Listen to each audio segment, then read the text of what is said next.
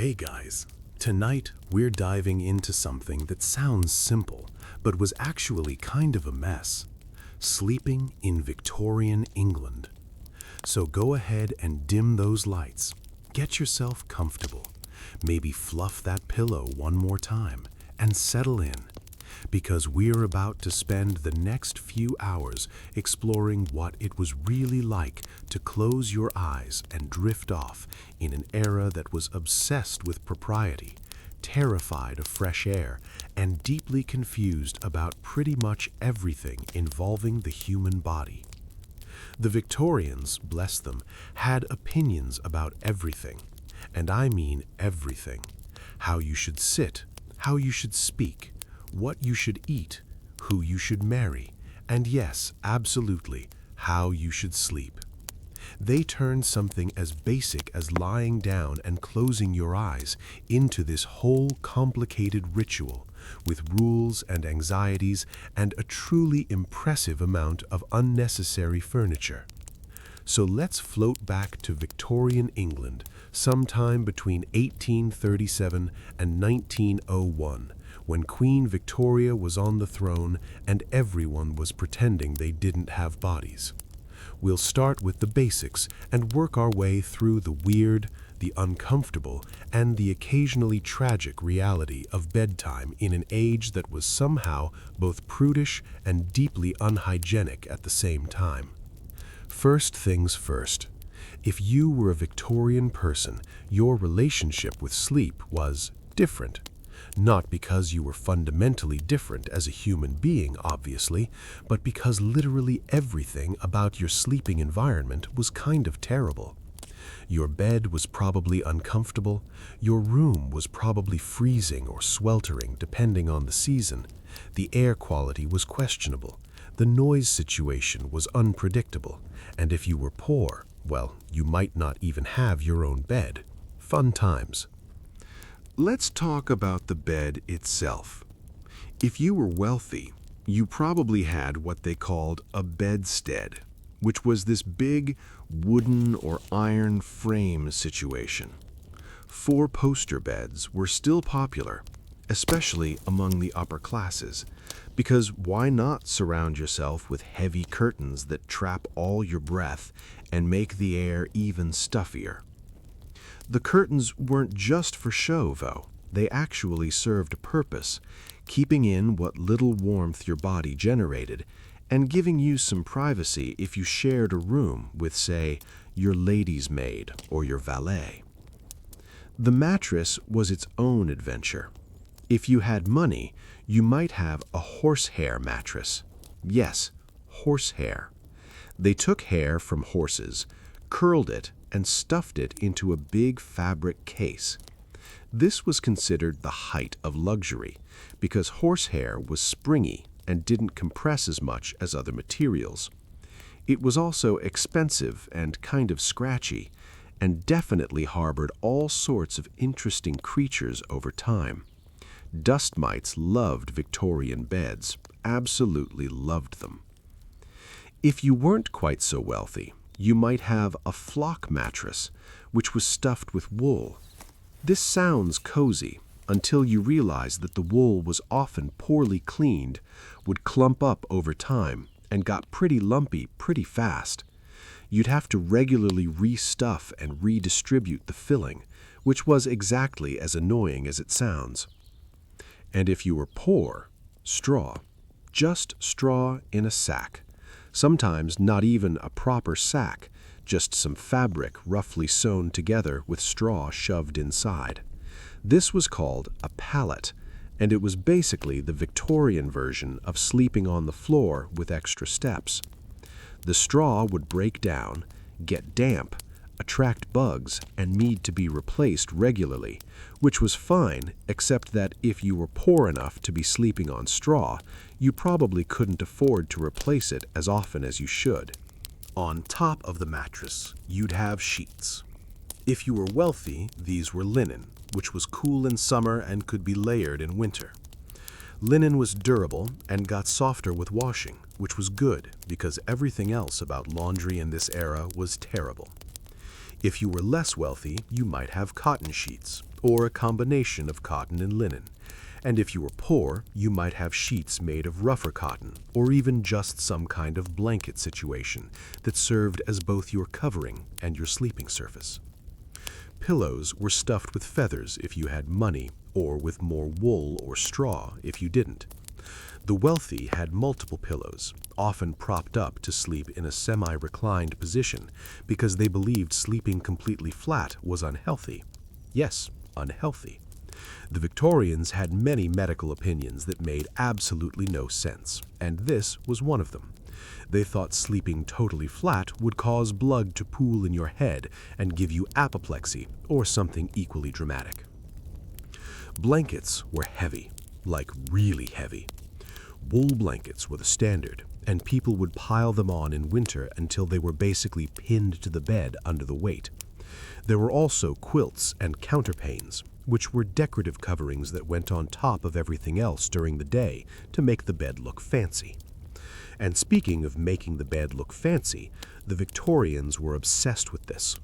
The bed was often the centerpiece of the bedroom, and wealthy families would spend ridiculous amounts of money on bed linens, bed hangings, and decorative pillows that served no actual purpose, because nothing says good night's sleep like 17 decorative cushions you have to remove before you can actually lie down.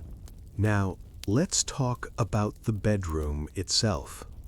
If you were upper class, you probably had your own bedroom. Revolutionary, I know, but this was actually a relatively new concept. For most of history, people slept wherever, often in shared spaces. But the Victorians loved privacy, or at least the idea of it, so separate bedrooms became a thing for those who could afford them. These bedrooms were often on the upper floors of the house, as far away from the main living areas as possible. Bedrooms were considered private, intimate spaces, and it would have been scandalous for anyone outside the family and the servants to see them.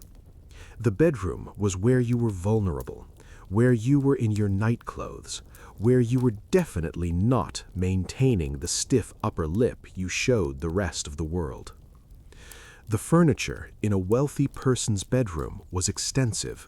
You'd have the bed, obviously, then a wardrobe or maybe multiple wardrobes for your clothes, a dressing table with a mirror, a washstand with a basin and pitcher for washing your face and hands, a chamber pot discreetly hidden in a bedside cabinet or under the bed, because indoor plumbing was not yet a universal thing. Maybe a chair or two, perhaps a small writing desk if you were the type to do correspondence in your bedroom. The floor might be wood with rugs, or, if you were really fancy, fitted carpet. The walls would be papered or painted, often in fairly dark colors, because the Victorians loved their dark, heavy interiors. Deep reds, greens, browns. Light and airy was not the Victorian aesthetic. Windows had heavy curtains, both for privacy and to block out light and cold. Remember, this was before central heating. Keeping warm in winter was a constant battle, and keeping cool in summer was basically impossible.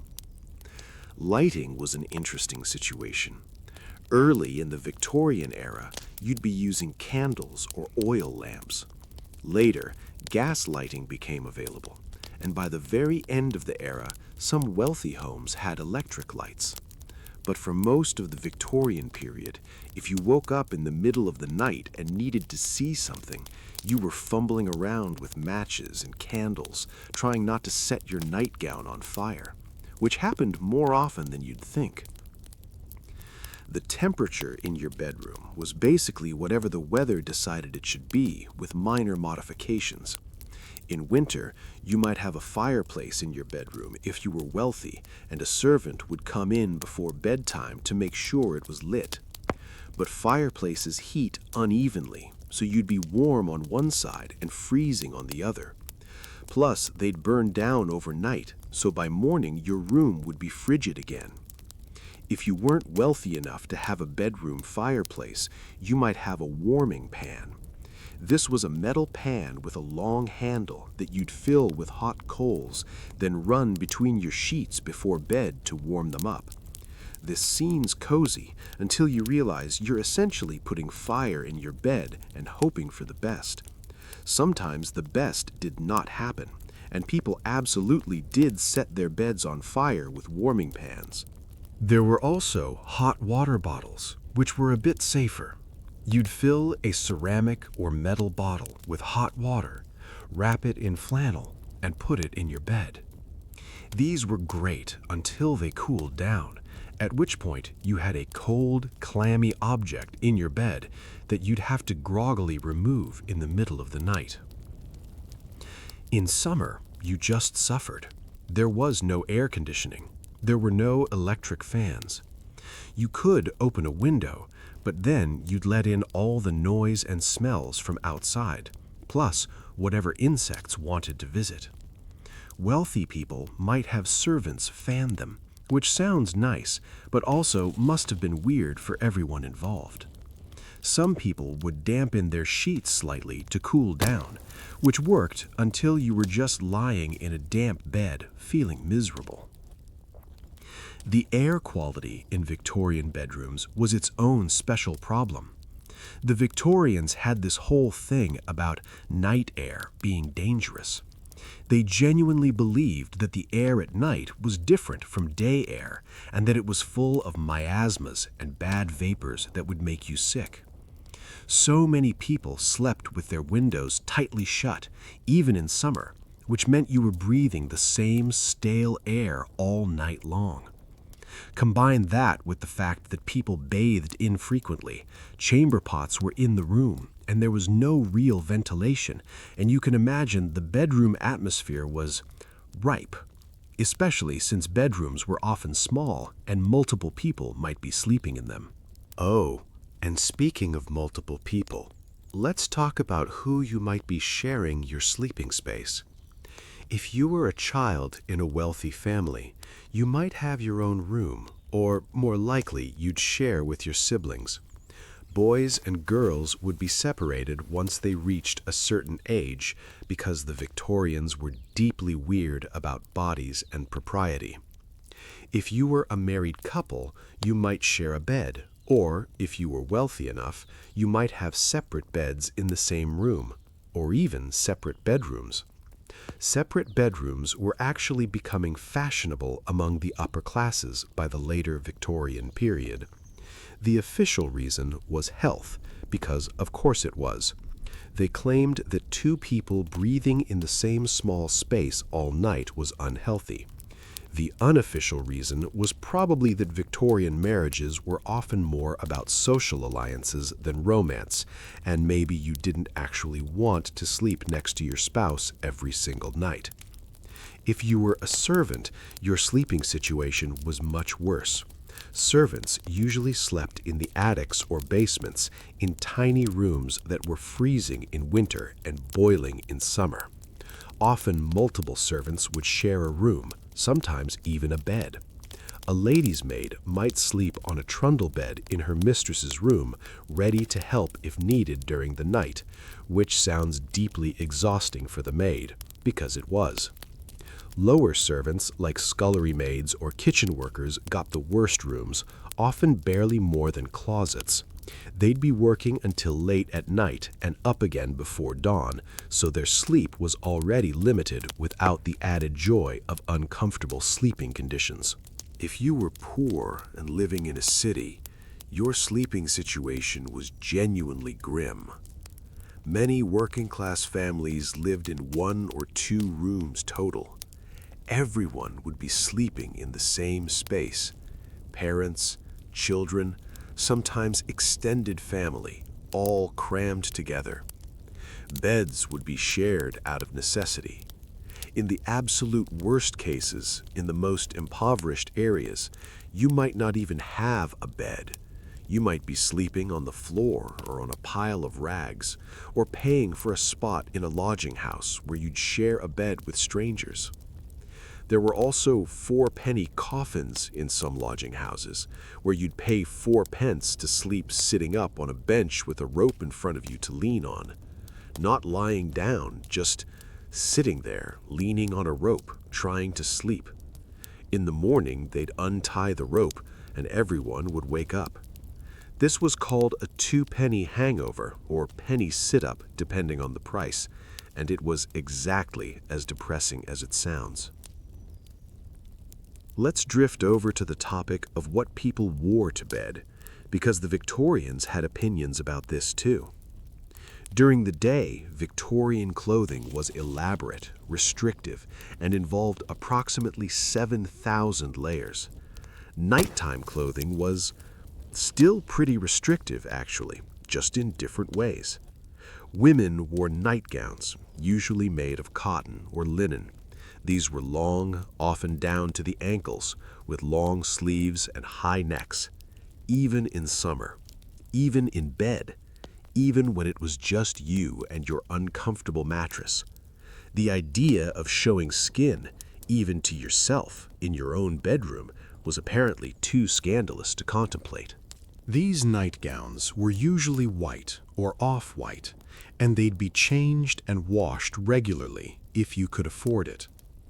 If you couldn't afford multiple nightgowns, you wore the same one until it basically disintegrated.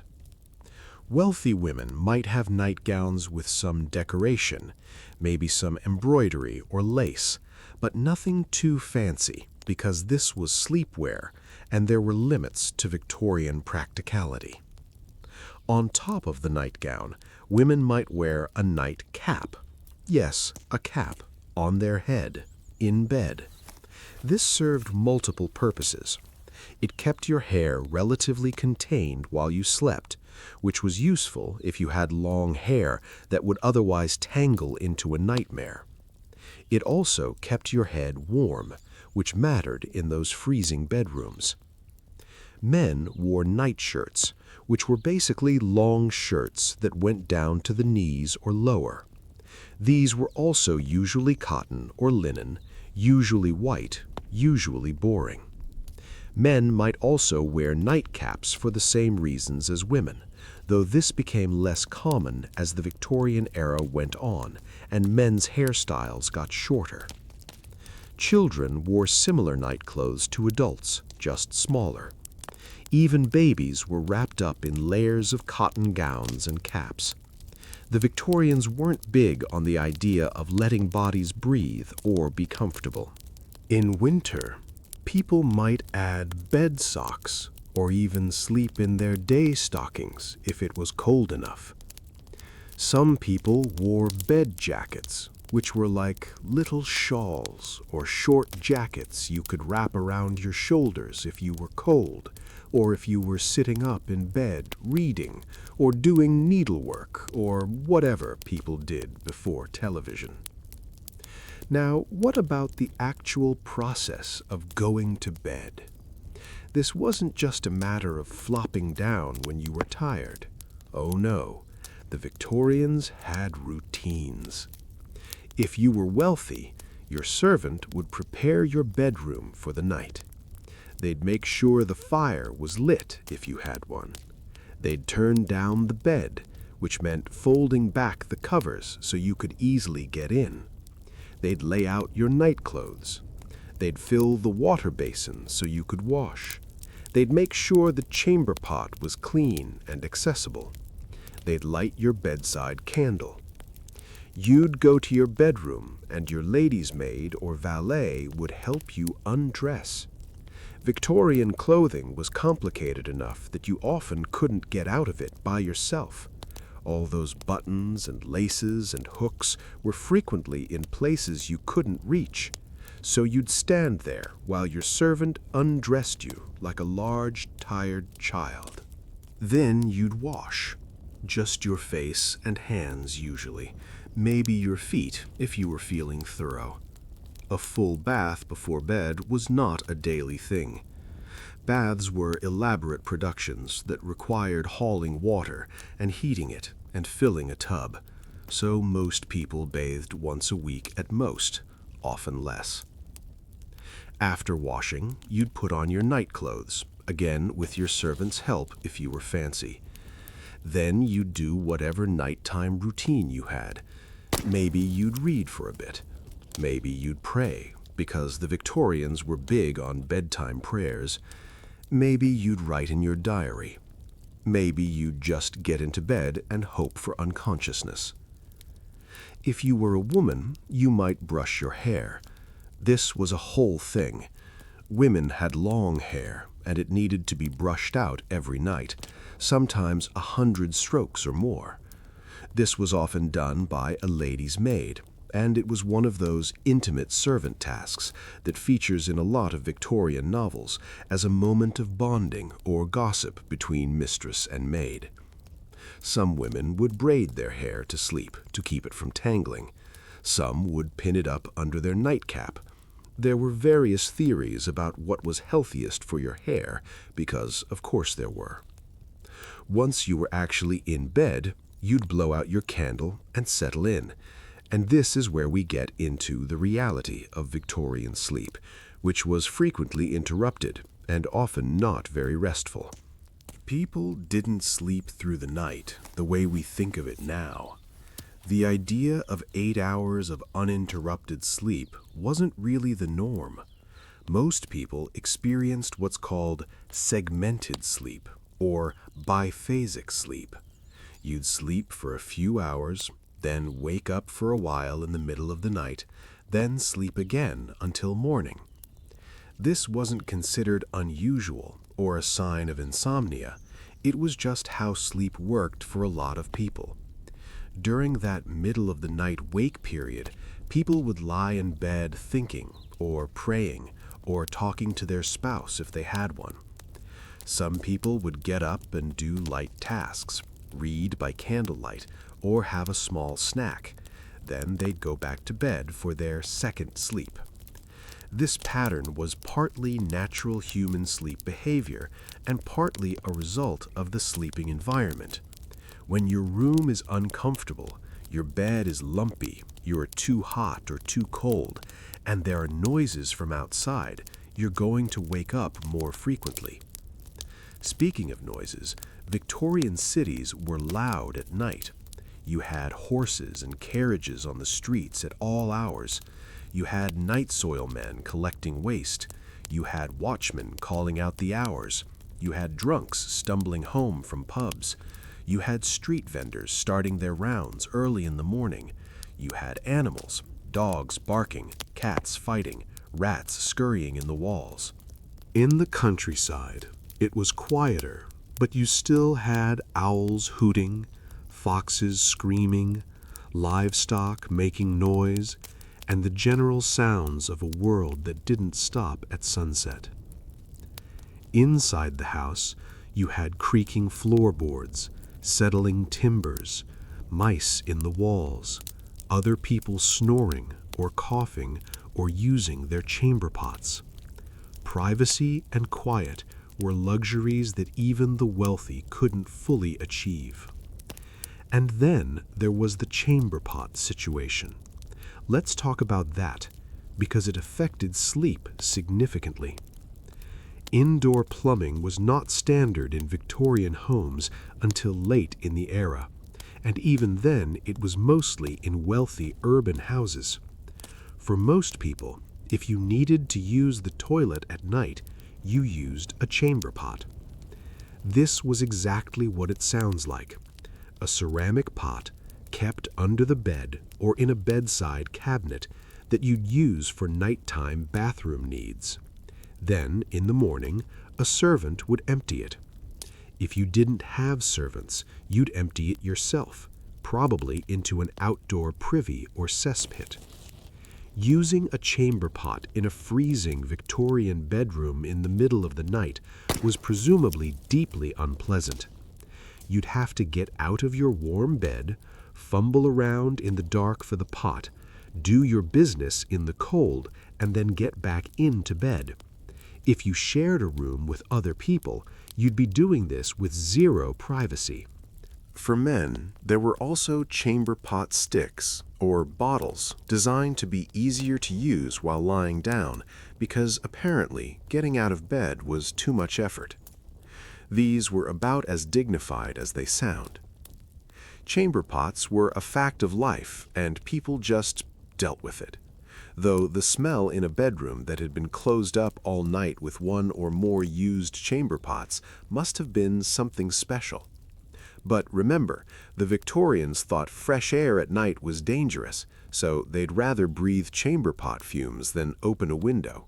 Priorities. All right, let's ease into the medical beliefs about sleep, because this is where the Victorians really got creative with being wrong about things.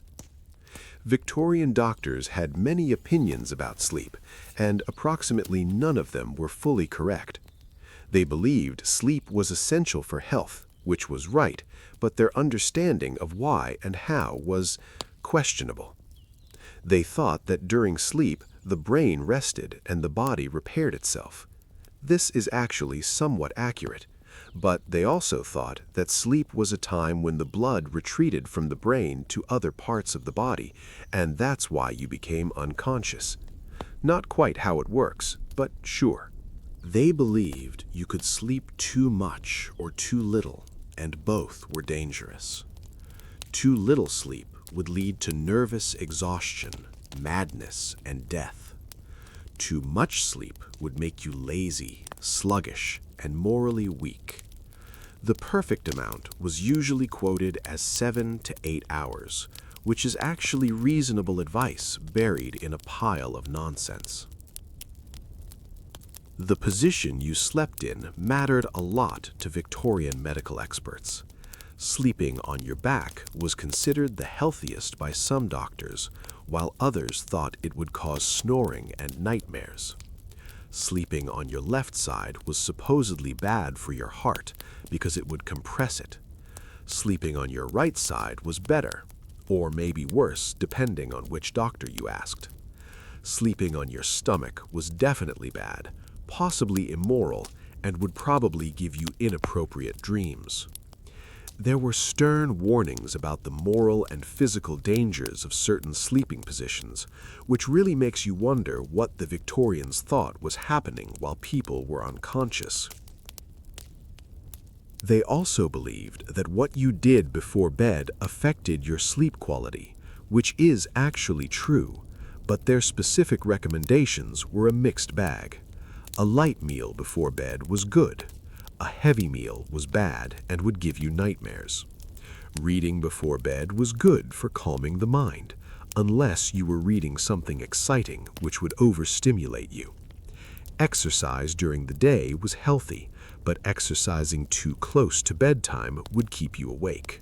Basically, the Victorians believed in moderation in all things, and sleep was no exception.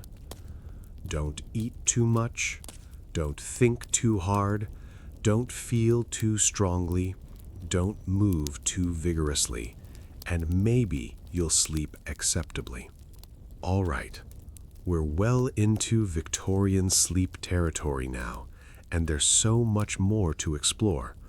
But we'll let this settle for a moment, like dust on a horsehair mattress, and continue drifting through the strange, uncomfortable world of Victorian bedtime. Let's drift back into the Victorian bedroom, where we left off contemplating the various ways the Victorians made sleep more complicated than it needed to be. We've covered the basics of beds, bedrooms, and the general sleeping environment, but now we need to sink deeper into the really interesting bits, the beliefs, the superstitions, the remedies, and all the weird little details that made Victorian sleep its own special kind of experience. Dreams were a big deal to the Victorians. They were absolutely fascinated by dreams and spent a lot of time trying to figure out what they meant. This wasn't new, obviously. People have been interpreting dreams since forever. But the Victorians brought their particular brand of over-analysis to the subject and created this whole culture around dream interpretation. There were dream dictionaries you could buy, thick books that would tell you what it meant if you dreamt about horses or falling or losing your teeth. These interpretations were often incredibly specific and completely made up. If you dreamt about a white horse, it meant one thing. A black horse meant something else entirely. A horse with a broken leg, well, that's a whole different situation, isn't it? Some dreams were considered prophetic. If you dreamt about a death, someone was definitely going to pass away soon. If you dreamt about a wedding, that could mean a death too, because the Victorians loved connecting everything to death. If you dreamt about money, you'd lose money. If you dreamt about losing money, you'd gain money. The logic was flexible depending on what actually happened after you had the dream. Women, especially, were encouraged to pay attention to their dreams. Young women were told that if they performed certain rituals before bed, they'd dream of their future husband. You could put a piece of wedding cake under your pillow and you'd supposedly dream of the man you'd marry. You could eat a salted herring before bed and your future husband would bring you water in your dream. You could walk backwards up the stairs holding a mirror and you'd see his face. These rituals were part folklore and part Victorian romance culture, and entirely useless. But they gave young women something to giggle about with their friends, and added a bit of magic to the otherwise heavily regulated world of Victorian courtship. Nightmares were taken very seriously. The Victorians called them night terrors sometimes, and they believed nightmares were caused by various things. Indigestion was a big one. If you ate too much or ate the wrong things before bed, you'd have nightmares. This was actually somewhat based in reality, as digestive discomfort can affect sleep quality, but the Victorians took it to extremes. Certain foods were considered particularly likely to cause nightmares. Cheese was a major culprit, especially strong cheese. Meat, particularly red meat or rich game, would definitely give you bad dreams. Spicy food was out of the question. Pickles were suspicious. Basically, if food had any flavor or interest to it, it would probably curse you with nightmares. They also thought that sleeping in certain positions caused nightmares. Sleeping on your back with your hands on your chest would produce nightmares because you were restricting your breathing. Sleeping with too many heavy blankets would cause nightmares because you were overheating your brain. Having too much blood rushing to your head would cause nightmares, hence the recommendation to sleep propped up on pillows. Some people believed nightmares were caused by supernatural forces, a demon sitting on your chest, for instance. This was the explanation for what we now call sleep paralysis, that terrifying experience where you wake up but can't move and feel like there's a presence in the room. The Victorians called it being hag-ridden and thought an evil spirit was literally sitting on you, pinning you down. There were various folk remedies to prevent nightmares. You could put certain herbs under your pillow. Lavender was popular for promoting calm sleep. You could say particular prayers before bed. You could make sure your bed was positioned in a certain direction, with the head pointing north or east, or whatever the local superstition recommended. Some people kept religious imagery near their bed to ward off bad dreams and evil spirits. A cross on the wall, a Bible on the bedside table, a prayer card tucked under the pillow. The Victorians loved mixing their Christianity with older folk beliefs, creating this hybrid spiritual approach to sleep protection. Children's nightmares were especially concerning to Victorian parents, or at least to Victorian mothers, since they were the ones primarily responsible for children. If a child had frequent nightmares, it was seen as a sign something was wrong. Maybe they were eating poorly. Maybe they were being overstimulated during the day. Maybe they were reading inappropriate books or hearing frightening stories. Victorian children's literature is full of moral lessons and warnings, and many of these were designed to be read at bedtime. The idea was to send children to bed with improving thoughts in their minds. But a lot of Victorian children's stories were actually pretty dark and scary, with children dying or being punished in various horrible ways for moral failings. So, sweet dreams after that bedtime story about the girl who played with matches and burned to death. Sleep disorders were not well understood, but the Victorians definitely experienced them and had their own ways of dealing with them. Insomnia was probably the most common complaint. People just couldn't sleep, or couldn't stay asleep, or woke up too early. The causes of insomnia were thought to be varied.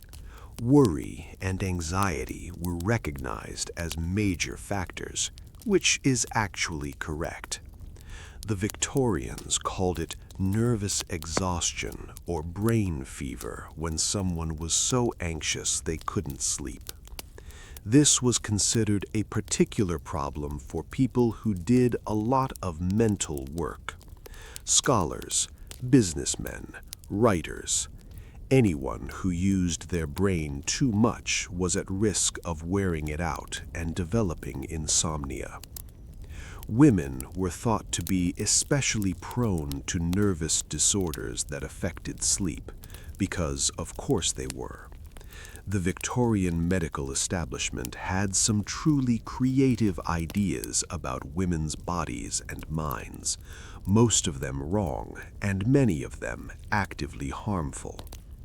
Women were considered more delicate, more emotional, more susceptible to nervous complaints. If a woman couldn't sleep, it might be blamed on her reproductive system, because somehow everything wrong with a woman was related to her uterus. Hysteria was diagnosed with alarming frequency, and one of its many supposed symptoms was disturbed sleep. The treatments for hysteria ranged from bed rest to various medications to some truly bizarre interventions we don't need to get into right now. For men, insomnia was more likely to be blamed on overwork or business worries, or perhaps excessive drinking or smoking. The treatment recommendations were often contradictory. Rest more, exercise more, eat less, eat more but only the right things, stop thinking so much, engage your mind with improving literature. Basically, try random things until something works or you die. There were medications for insomnia, though calling them medications is generous. Laudanum was extremely popular. This was tincture of opium, basically opium dissolved in alcohol, and you could buy it over the counter at any pharmacy. It was used for everything from teething babies to chronic pain to insomnia to just general malaise. People would take a spoonful of laudanum before bed and drift off into a heavy, drugged sleep. This worked in the sense that it made you unconscious, but it was also incredibly addictive. Opium addiction was a real problem in Victorian England, and many people became dependent on laudanum without really understanding what was happening to them. The thing about laudanum is that it was so normalized. It wasn't seen as a dangerous drug. It was just medicine. Mothers gave it to fussy babies to make them sleep. Elderly people took it for aches and pains. Society ladies took it for nerves. Workers took it to get through exhausting days. And a lot of these people ended up addicted, needing more and more to get the same effect, experiencing withdrawal symptoms when they tried to stop. There were other sleep remedies too. Chloral hydrate was another popular one, especially later in the Victorian era. This was a sedative that was considered safer than opium, though it really wasn't. It was still addictive, still dangerous in overdose, and still being handed out freely to anyone who complained of sleep problems. Bromide salts were used as sedatives and anti-anxiety medications. These would definitely make you sleepy, but long-term use caused bromide poisoning, which had its own set of unpleasant symptoms, including confusion, hallucinations, and skin problems. Cannabis was also available and sometimes used for sleep, though it was mostly used in the form of tinctures or extracts and was considered a legitimate medicine for various complaints, including insomnia. Alcohol was perhaps the most common sleep aid. A glass of wine or brandy before bed was considered perfectly acceptable and even healthy in moderation. Of course, moderation is subjective, and plenty of people were using alcohol to get to sleep every night, which led to its own set of problems. For people who wanted to avoid drugs, there were other remedies. Herbal teas were popular. Chamomile, valerian, hops, passion flower. These actually do have mild sedative properties, so they probably helped, at least a little. Warm milk before bed was recommended, sometimes with honey or nutmeg mixed in. There were also physical remedies. A warm bath before bed was thought to be relaxing, though this was complicated by the difficulty of actually having a bath. Some people recommended a cold bath instead, which seems counterintuitive, but the theory was that it would shock your system and then you'd warm up afterward and feel sleepy. This sounds terrible, and probably was. Foot baths were more practical than full baths and were often recommended for insomnia. You'd soak your feet in warm water, maybe with mustard powder added, and this was supposed to draw blood away from your head and help you relax. Whether it actually worked or just gave you wrinkly feet is debatable.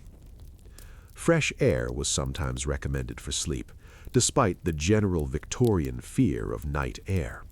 Some progressive doctors suggested that sleeping with a window open, at least a crack, would improve sleep quality. This was radical thinking for the time, and many people rejected it completely, but it was actually good advice. Exercise during the day was thought to promote better sleep at night, which is true, but Victorian ideas about appropriate exercise were limited, especially for women. Men could engage in sports and vigorous activity. Women were supposed to take gentle walks and maybe do some light calisthenics. Anything more strenuous was considered unladylike and potentially harmful to their delicate constitutions. There were also mechanical solutions to sleep problems. Special beds were invented that were supposed to promote better sleep. Rocking beds that would gently sway you to sleep, like an enormous baby cradle. Vibrating beds that were powered by clockwork mechanisms. Beds that tilted at specific angles. Most of these were gimmicks that didn't work, but people bought them anyway because the promise of a good night's sleep was appealing then just as it is now. Let's drift over to the topic of sleep and social class, because this affected everything in Victorian England, and sleep was no exception. We've touched on this already, but it's worth really digging into the differences between how the wealthy slept and how the poor slept. If you were wealthy, sleep was a luxury experience, at least in theory. You had your own bedroom, your own bed, clean linens, warmth in winter, and privacy. You had servants to take care of all the practical details. You didn't have to worry about where your next meal was coming from or whether you could pay rent. Your sleep might be disrupted by anxiety about social obligations or business matters, but you weren't lying awake wondering if your children would starve. Your bedroom was a refuge. It was decorated to your taste, filled with your possessions, comfortable and secure. You could retreat there when you wanted solitude. You could lock the door and shut out the world. Your sleep schedule was relatively flexible. If you had a late night at a ball or dinner party, you could sleep in the next morning. If you were tired during the day, you could take a nap. Your time was largely your own, at least if you were a wealthy man. Wealthy women had less freedom, but still had the option of resting when needed. If you were middle class, your sleep situation was comfortable, but more constrained. You probably had your own bedroom, or at least your own bed. Your house was smaller, so bedrooms were more compact. You had fewer servants, or maybe just one maid of all work, so the level of service was reduced. You were working, or your husband was working, so your sleep schedule was dictated by business hours. You couldn't sleep in indefinitely. You had responsibilities. But you still had a degree of comfort and security that the poor could never imagine. If you were working class, sleep was utilitarian. You slept because you had to, when you could, in whatever conditions were available. Your bedroom, if you had one, was tiny and shared with multiple family members. Your bed was whatever you could afford, probably uncomfortable, definitely not private. Your sleep schedule was brutal. If you worked in a factory, you were up before dawn and working long hours. If you were a domestic servant, your day started early and ended late. Sleep was squeezed into whatever hours remained after work, and those hours were often insufficient. The noise in working-class neighborhoods was constant. Thin walls meant you heard your neighbor's every move. Street noise penetrated easily. Privacy was non-existent. You were always aware of other people, other bodies, other lives pressed up against yours. The air quality was worse. Working-class housing was often poorly ventilated, damp, sometimes actually dangerous. Buildings were overcrowded and badly maintained. Disease spread easily in these conditions, and being sick made sleep even more difficult. If you were truly poor, living in slums or workhouses, sleep was something you grabbed when you could. In the slums, entire families lived in single rooms. Multiple families might share a house with one family per room and shared facilities. Children slept on the floor or shared beds with siblings. Parents tried to sleep while worrying about everything from rent to food to whether their children would survive the winter. In workhouses, conditions were deliberately made unpleasant to discourage people from seeking help. Sleep in a workhouse was regimented and uncomfortable. Men, women, and children were separated, so families were split up. You slept in a dormitory with dozens of other people. The beds were basic, the blankets thin, the rooms cold. Workhouse schedules were strict. You went to bed when you were told and got up when you were told. There was no flexibility, no comfort, no kindness. Sleep was just another part of the dehumanizing workhouse routine. For the homeless, sleep was dangerous. You might find a spot in a doorway or under a bridge. You might pay for a place in a lodging house, one of those penny sit-up places where you didn't even get to lie down. You slept lightly because you had to be aware of threats. Your possessions, meager as they were, could be stolen. You could be moved along by police or attacked by other desperate people. Winter was especially harsh for rough sleepers. People froze to death on the streets of Victorian cities with depressing regularity. The newspapers would report these deaths matter-of-factly, just another sad fact of urban life. Child labor affected sleep dramatically.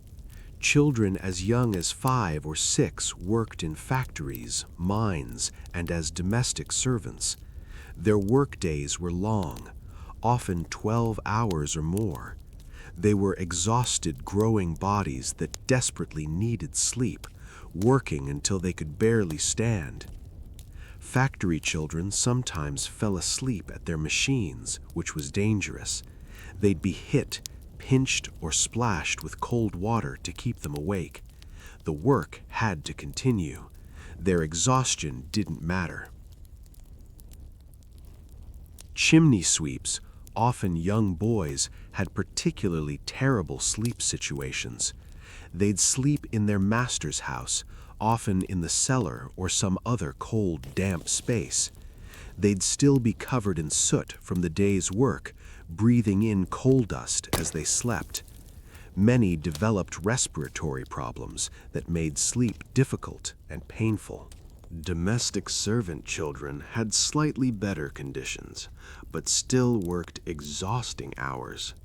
A young scullery maid might work from 5 in the morning until 10 at night, then sleep in an attic room so cold that water froze in the basin. She'd be up again before dawn to start the fires.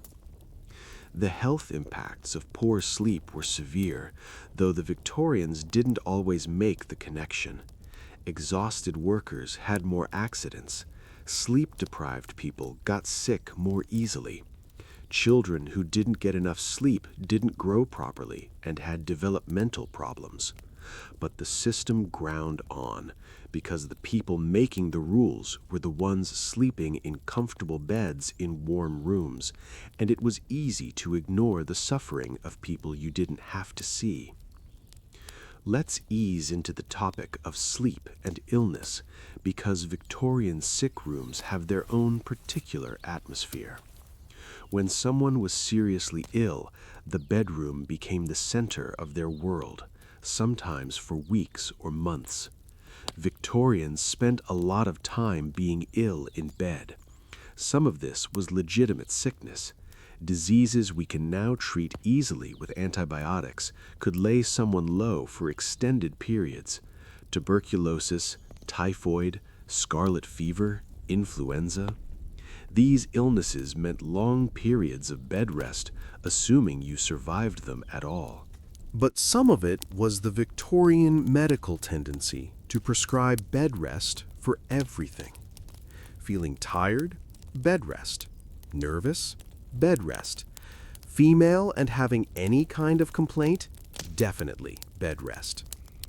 Doctors would prescribe weeks or even months of complete bed rest, during which the patient was supposed to lie still and do absolutely nothing. This was supposed to be therapeutic, allowing the body to heal. In reality, extended bed rest is often harmful. Muscles atrophy, bones weaken, circulation problems develop, mental health deteriorates. But Victorian doctors were convinced of the healing power of doing absolutely nothing, so patients were condemned to their beds. Wealthy patients at least had comfortable beds to be ill in. Their rooms could be kept warm and clean. They had servants to bring food, change linens, empty chamber pots, and provide company. Being ill was still unpleasant, but it wasn't compounded by privation. The sick room had its own routines.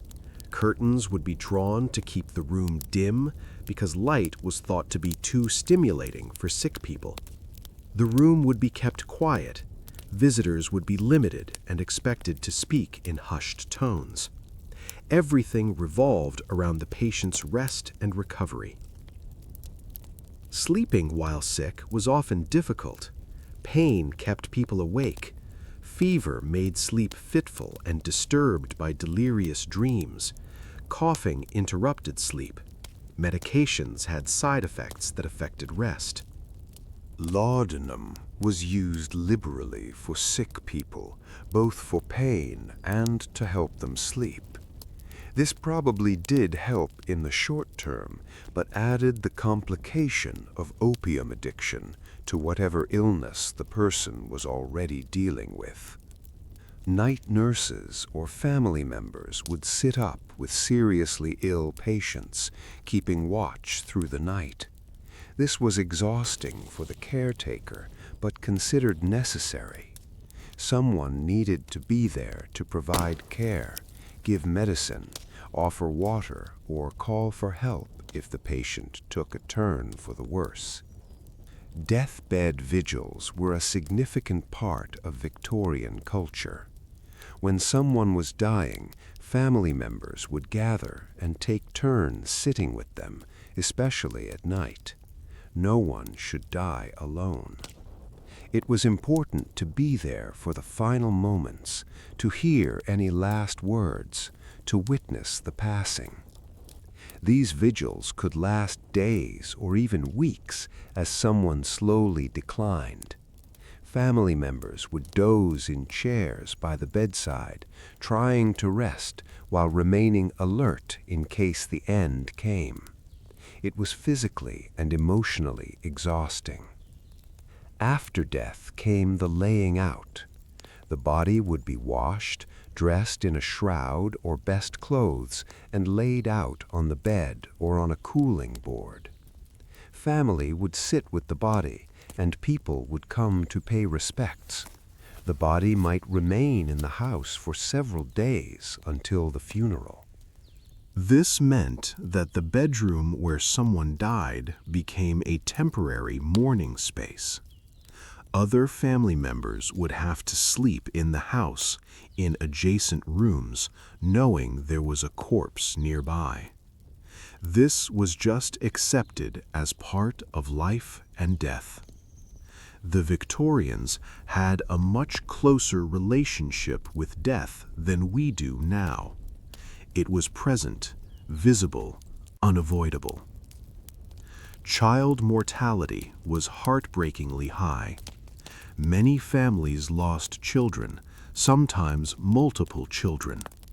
Parents would nurse sick children through final illnesses, watching them suffer, sitting by their bedsides at night, hoping desperately for recovery that often didn't come. The grief was profound, but families were expected to carry on. After a brief period of mourning, life continued. Other children needed care. Work couldn't stop. So parents would return to sleeping in rooms where their children had died, trying to find rest while processing devastating loss. For poor families, illness was a catastrophe. If the primary wage earner got sick and couldn't work, income stopped, but expenses continued. There was no sick pay, no safety net. Families could quickly spiral from working poor to destitute because someone got ill. Sick, poor people often couldn't afford bed rest, even if it was prescribed. They had to keep working or their families would starve. So they'd drag themselves to work, getting sicker, infecting others, sometimes collapsing from exhaustion or illness. When poor people were too sick to work and had nowhere else to go, they might end up in hospital. Victorian hospitals were grim places, overcrowded and unsanitary. Patients slept in wards with dozens of others. Conditions were basic. Nursing care was minimal, until later in the Victorian era, when nursing became a more professional field. Hospital wards were noisy, smelly, and frightening. People moaned in pain, cried out in delirium, died in the night. Sleep was difficult, but at least there was shelter and some attempt at treatment, which was more than some people had. Let's drift now to the fascinating topic of Victorian sleep and morality, because the Victorians could make anything into a moral issue, and sleep was no exception. How you slept, when you slept, how much you slept, all of these had moral implications. Sleeping too much was lazy. It suggested a weak character and lack of discipline. The virtuous person rose early and went to bed at a reasonable hour, but didn't loll about in bed past dawn. Early to bed and early to rise makes a man healthy, wealthy, and wise, was a saying the Victorians loved, ignoring the fact that it was written by Benjamin Franklin, an American, and Americans were supposed to be crude and undisciplined. There were countless advice books and magazine articles about the proper sleep schedule. The ideal was to go to bed around 10 or 11 at night and rise around 6 or 7 in the morning. This gave you a solid 7 to 8 hours of sleep and demonstrated that you were a sensible, moderate person. Going to bed too early suggested you were elderly or infirm. Going to bed very late suggested you were engaged in dissipation and probably immoral activities. The middle path was, as always, the virtuous one. Napping during the day was acceptable for young children, the elderly, and the ill. For healthy adults, especially men, it suggested laziness. Women had a bit more leeway because they were considered naturally more delicate and might need rest, but excessive daytime sleep was still frowned upon. The position you slept in, as we mentioned before, had moral overtones. Sleeping on your back with your arms crossed over your chest was considered the most proper and moral position. It was how corpses were laid out, which was apparently a good model for sleep. You were orderly, contained, not sprawling or taking up unnecessary space. Sleeping in a sprawled position suggested a lack of self-control. You were literally not containing yourself. This was undignified and possibly morally suspect. Sleeping on your stomach was definitely questionable. It was considered unrefined and potentially led to inappropriate physical stimulation. The Victorians were deeply weird about bodies and pleasure, and apparently you could be immoral even while unconscious if you slept in the wrong position.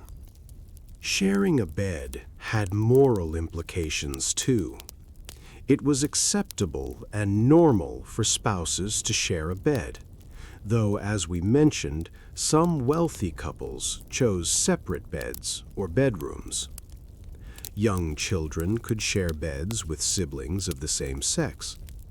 Adults of the same sex might share beds when traveling or in situations where beds were limited, and this was generally considered innocent. But unmarried people of opposite sexes sharing a bed or even a bedroom was absolutely scandalous. This would irreparably damage a woman's reputation. Even if nothing happened, even if both parties swore nothing happened, the appearance of impropriety was enough to ruin her. There are stories of people caught in compromising situations, like being discovered in the same room overnight, even fully clothed, and the woman essentially being forced to marry the man to preserve her reputation. Because a woman's virtue was considered her most valuable possession, and even the suggestion that it might be compromised was devastating. Servants sleeping in their employers' bedrooms was acceptable, because servants didn't count as real people in the Victorian moral calculus. A lady's maid sleeping in her mistress's room wasn't scandalous. A male valet might sleep in a dressing room adjacent to his master's bedroom. This was practical and didn't raise eyebrows. But the class divide had to be maintained. A servant couldn't sleep in their employer's bed, even if the employer was away. That would be a presumptuous violation of the social order. Servants had their own spaces, however meager, and they were expected to stay there. The concept of a bed of sin was powerful in Victorian consciousness. Adultery, fornication, any sexual activity outside of marriage was sinful, and the bed where it occurred was tainted. Brothels and prostitution were widespread in Victorian England, despite, or perhaps because of, the public prudishness. The beds in those establishments were sites of immorality, and the women who worked there were considered fallen and irredeemable. Victorian morality divided women into categories: pure, virtuous women who were wives and mothers, and fallen women who had engaged in sexual activity outside of marriage, whether by choice or force. A fallen woman could never return to respectability. She was permanently stained. This meant that victims of assault were often blamed and shamed. A woman who was attacked and lost her virginity, even violently and against her will, was damaged goods. Her prospects for marriage were destroyed. She might end up destitute or forced into prostitution because no respectable employment would have her.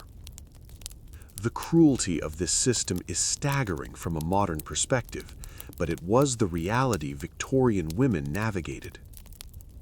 Let's ease back to less grim topics and talk about bedtime routines and the rituals that surrounded sleep. The Victorians loved routines and rituals, and bedtime was no exception. For children, bedtime routines were important for establishing discipline and proper habits. Children would be expected to wash their faces and hands, brush their teeth if they were from a family that valued dental hygiene, say their prayers, and get into bed without fuss. Bedtime prayers were a significant part of many Victorian childhoods. Children learned prayers to recite every night, asking God to watch over them and their families.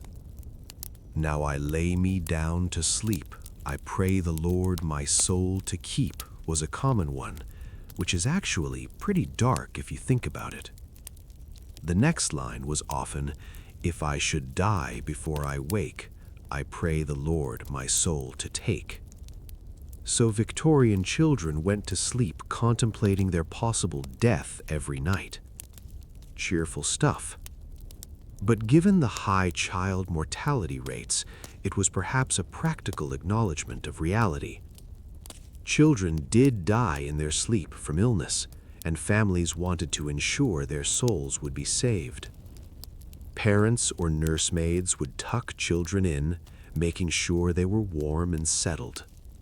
A goodnight kiss, a final check that everything was in order, and then the child would be left to sleep. Nightlights were uncommon because candles were a fire hazard, so children often slept in complete darkness, which must have been frightening. For adults, bedtime routines varied by class and personal preference. We've already covered the basics of undressing, washing, and putting on nightclothes. But there were other small rituals too. Some people would wind their pocket watches or clocks before bed. This was practical, ensuring you'd wake on time, but it also became a habitual part of the bedtime routine. Locking doors and windows was important for security. The head of the household, usually the man, would do a final check of the house before bed, making sure everything was locked up. This was both practical and symbolic, protecting the family from external threats. Some people kept journals or diaries and would write in them before bed. This was a way to process the day's events, record thoughts and feelings, and create a sense of closure before sleep. Victorian diaries that survive give us fascinating glimpses into daily life and private thoughts that were never meant to be shared. Religious texts were considered appropriate bedtime reading. the Bible, prayer books, devotional literature. These would put your mind in a proper spiritual state before sleep. Novels were more questionable, especially for women and young people. Novels might contain romantic or dramatic content that would overstimulate the mind.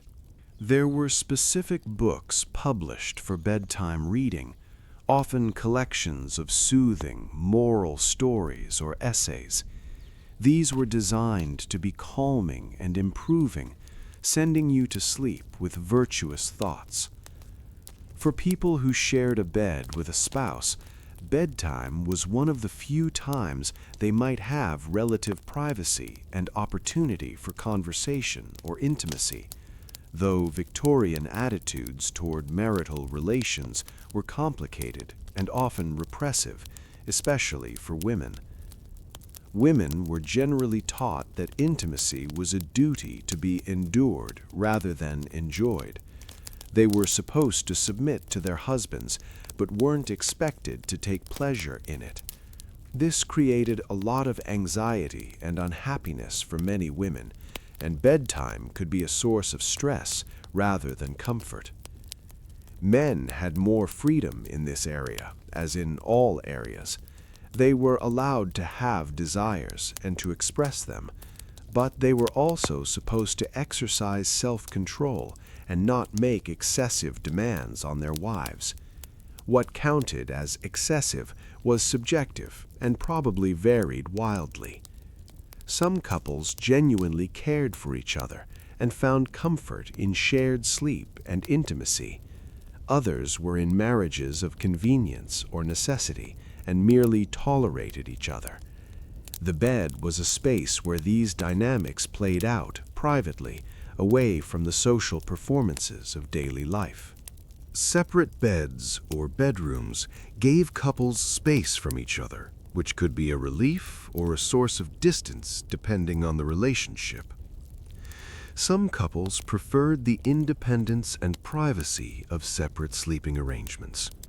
Others saw it as a sign of marital coldness. There was advice literature about marital relations and sleep, though it was often couched in euphemistic language. Doctors would write about the importance of moderation in marital duties, suggesting that too much intimacy would drain a man's vital energies and harm his health. Women's health in this context was rarely considered, except in terms of their reproductive function. Pregnant women were supposed to rest more, and in later pregnancy they might be confined to the house or even to bed. This confinement was a lying-in period where women were supposed to avoid exertion and prepare for childbirth. After giving birth, women were expected to stay in bed for a week or two, sometimes longer. This postpartum bed rest was supposed to allow recovery, and it was one of the few times women were actively encouraged to rest, though if you had other children and limited help, full bed rest wasn't always possible. Breastfeeding meant interrupted sleep, as it has throughout human history. Babies needed to feed frequently, day and night, and mothers had to wake to nurse them. This was exhausting, especially if you were also managing a household and possibly recovering from a difficult birth. Wealthy women might have wet nurses, other women hired to breastfeed their babies for them. This freed the mother from the physical demands of nursing and allowed her to sleep more, though it also meant less bonding with the infant and continued the pattern of wealthy people outsourcing all difficult tasks to poor women. Babies and young children often slept in the same room as their parents, especially in middle-class and working-class families where space was limited. Cradles or small beds would be near the parents' bed so they could tend to the child at night. This meant parents were constantly aware of their children's sleep, waking when the child woke, sleeping lightly in case they were needed. In wealthy families, children slept in nurseries with nurses or nannies. Parents might visit to say goodnight, but weren't involved in the night-to-night care. This created emotional distance, but allowed for more uninterrupted sleep for the parents. The nursery had its own rhythms and routines. Multiple children might share the space, with a nurse sleeping in the room or in an adjacent room to respond to their needs. Children would be expected to stay in the nursery and not disturb their parents except in cases of illness or emergency. This separation of children from parents was considered proper and healthy by Victorian standards. Children needed discipline and routine, not coddling. Too much maternal affection was thought to spoil a child and make them weak. Of course, reality was often different from the ideal. Many mothers loved their children deeply and struggled with the enforced separations Victorian propriety demanded. Fathers, too, despite the emphasis on paternal authority and distance, often cared tenderly for their children. Sleep in all these contexts was never just about physical rest. It was tied up with social class, morality, family dynamics, gender roles, health beliefs, and all the other complexities of Victorian life. Let's float over to some of the stranger beliefs and superstitions about sleep. We've touched on some of these, but there's a whole rich tradition of folk beliefs that existed alongside the more official medical and religious teachings. Sleeping with your head pointing in certain directions was thought to matter. North was often considered best, aligning your body with the Earth's magnetic field. Or maybe it was east, toward the rising sun and resurrection symbolism. Different regions had different beliefs. You shouldn't let moonlight fall on your face while sleeping. This could cause madness or moon sickness, which was like lunacy but specifically caused by moon exposure. People would make sure their curtains blocked moonbeams for this reason. Mirrors in bedrooms were sometimes considered unlucky or dangerous. Your soul might escape while you slept and get trapped in the mirror. Or you might see something reflected that you shouldn't see. Some people covered mirrors at night, and this was definitely required if someone in the house had died. The deceased's spirit might get caught in the mirror otherwise. Certain plants were considered good or bad to have near sleeping areas. We mentioned lavender as a sleep aid. Rosemary was also considered protective, but some plants were thought to cause nightmares or attract evil spirits if kept in bedrooms. There were beliefs about sleeping during storms. Thunder might wake you, and that was considered bad luck or a sign of divine displeasure. Lightning was dangerous for obvious practical reasons, but there were also folk beliefs about storm spirits and the wild hunt riding through the night sky. You shouldn't wake someone suddenly or roughly. This could harm them because their soul might not have fully returned to their body. You should wake people gently, giving their spirit time to fully re-inhabit their physical form. This is actually somewhat reasonable advice, since startling someone awake is unpleasant, but the Victorian reasoning was based on beliefs about souls wandering during sleep. Dreams of the dead were messages from beyond. If a deceased relative appeared in your dreams, they were trying to communicate something. Maybe a warning, maybe comfort, maybe just checking in from the afterlife. People took these dreams seriously, and would try to interpret what the dead were trying to say. Precognitive dreams were absolutely believed in. Dreams that predicted future events, especially deaths or disasters.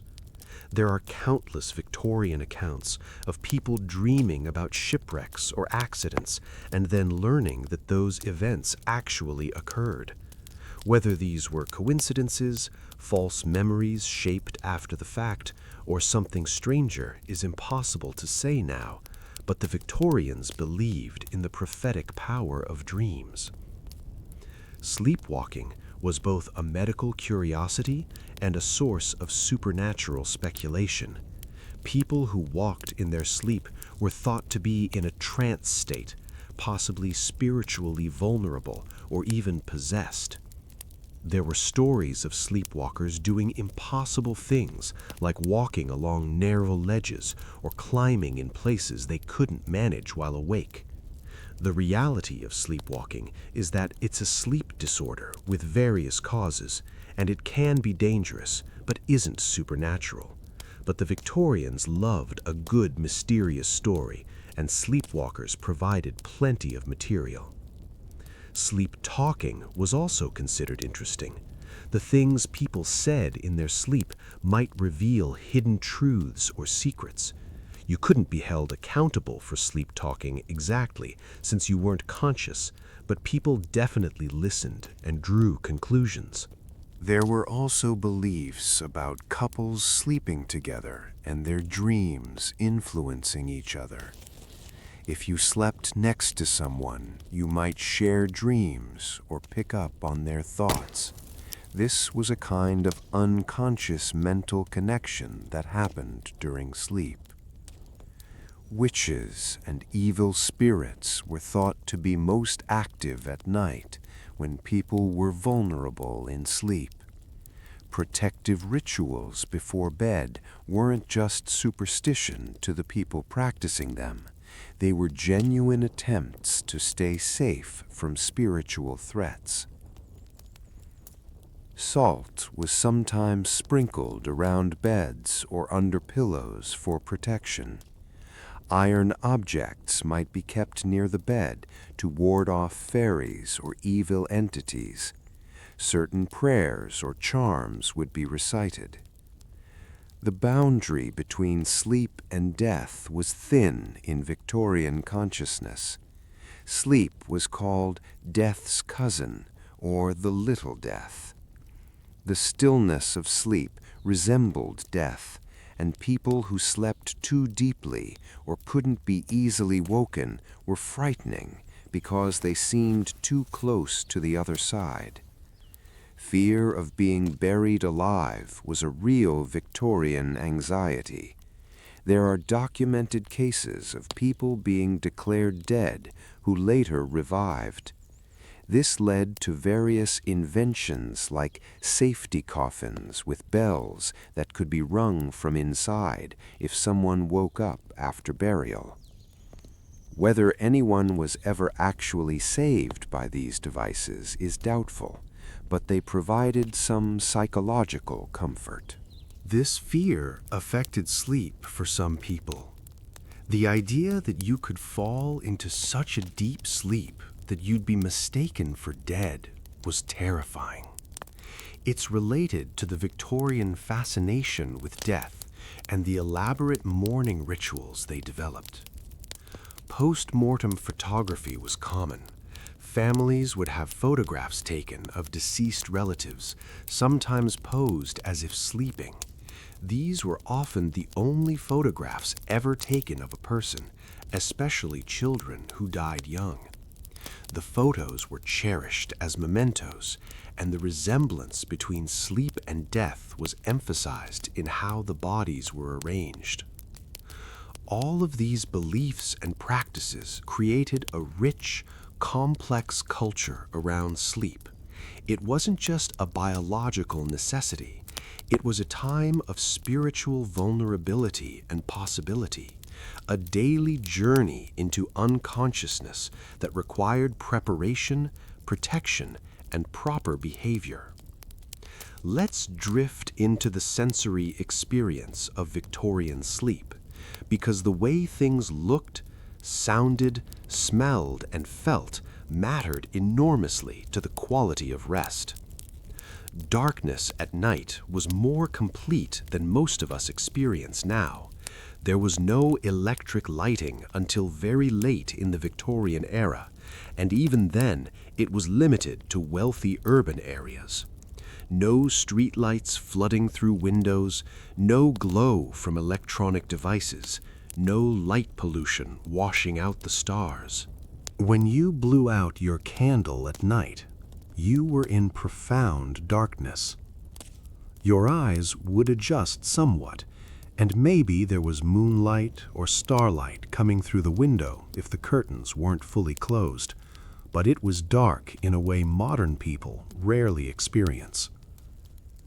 This darkness was both peaceful and unsettling. It was quiet and conducive to sleep, but it also meant that any noise became more noticeable and potentially frightening. You couldn't quickly check what made that sound. You had to lie in the dark wondering, or fumble for matches and candle, which took time and effort. The sounds of the Victorian night varied enormously by location. In cities, there was constant noise. Traffic, voices, animals, industrial sounds if you were near factories. Different trades had different hours, so there was always something happening. Night soil men would come through to empty cesspits, usually late at night or very early morning. This was noisy and smelly work. Bakers started early to have fresh bread for morning, so you might hear them before dawn. Market vendors set up early. Laborers headed for work. Street criers were common, people walking through streets calling out services or goods for sale. Some operated at night. Watchmen would call out the hours and the weather. 12 o'clock and all is well. Every hour, all night long.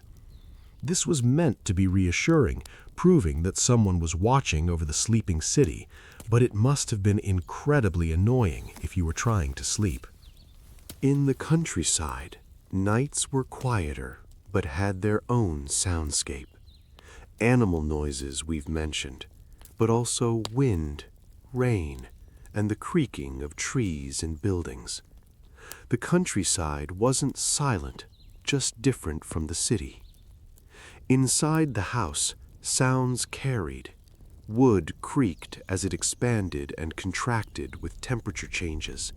Mice and rats rustled in the walls. Other people snored, coughed, talked in their sleep, or got up to use chamber pots. The smell of Victorian bedrooms was probably quite strong, though people would have been accustomed to it. Unwashed bodies, because daily bathing wasn't the norm. Chamber pots, as we've discussed. Stale air if windows were kept closed. Dust and mustiness from heavy fabrics that couldn't be easily cleaned. Bedding would smell of whatever it was stuffed with. Horsehair, wool, feathers, all of which developed their own odors over time, especially if they got damp. Straw mattresses would smell like hay or straw, which is actually pleasant when fresh, but less so when old and starting to rot. Wealthy people used perfumes and scented waters, which helped mask body odors but created their own powerful smells. Lavender sachets in drawers and under pillows added floral scents. Pomanders with spices were sometimes kept to freshen the air. The feel of Victorian bedding varied by quality, but was generally rougher than modern fabrics. Linen sheets felt crisp and cool when clean, but could be scratchy. Wool blankets were warm but itchy against bare skin. Everything was heavier than modern bedding. The weight of multiple wool blankets was significant. Some people found it comforting, like a heavy embrace. Others found it restrictive and uncomfortable. But in cold weather, you needed the weight for warmth. The temperature extremes affected how sleep felt physically. In winter, getting into a cold bed was miserable. Your sheets felt like ice. You'd curl into a ball, trying to warm a small area with your body heat, gradually expanding as the bed warmed. Your nose and any exposed skin would be cold, even as the rest of you heated up under the blankets. In summer, being too hot meant sticky, uncomfortable sleep. You'd throw off blankets trying to find any hint of coolness. The weight of even a sheet could feel oppressive. You'd stick to the fabric, sweaty and miserable. The texture of nightclothes affected comfort too. Cotton or linen nightgowns and nightshirts were the most comfortable options, soft and breathable. But cheaper versions could be rough and scratchy. Everything got twisted as you moved in sleep, bunching up and binding uncomfortably. The mattress beneath you was lumpy and uneven no matter what it was stuffed with. You'd develop favorite sleeping positions that accommodated the lumps. Over time, the mattress would develop permanent depressions where people regularly slept. Pillows were often overstuffed and very firm by modern standards. Feather pillows could be soft but would compact down. You might need multiple pillows to get comfortable, or you might prefer a single firm pillow. All of these sensory details combined to create the Victorian sleep experience. It was very different from modern sleep in almost every particular. Not necessarily worse in all ways. The darkness and quiet could be more profound. The weight of blankets could be comforting. The routine could be soothing. But it was certainly less comfortable in physical terms. Less control over temperature. Less protection from noise and light. Less cleanliness. More physical discomfort from bedding and sleeping surfaces. And yet, people slept. They adapted to the conditions they had. They found comfort where they could. They developed habits and preferences that worked within the constraints of Victorian technology and culture. Sleep is a fundamental human need, and humans are remarkably adaptable. The Victorians made do with what they had, just as people in every era have done. They complained about sleep problems, tried various remedies, developed theories and beliefs, and ultimately closed their eyes and drifted off into whatever rest they could manage. As we drift deeper into this exploration of Victorian sleep, it's worth remembering that we're talking about real people, not just historical figures or statistics, but individuals who had hopes and fears, who loved and grieved, who got tired and needed rest, just like we do. Their lives were shaped by their era in countless ways, but the fundamental experience of being human, of needing sleep, of finding comfort or struggling with discomfort, that remains constant across time. So we'll continue floating through the Victorian night, exploring more of the details and stories that illuminate what it was like to close your eyes and hope for rest in an era that was simultaneously rigid and chaotic, proper and deeply strange. We're still floating through the Victorian bedroom, and there's so much more to explore about how people in this era experienced something as seemingly simple as sleep.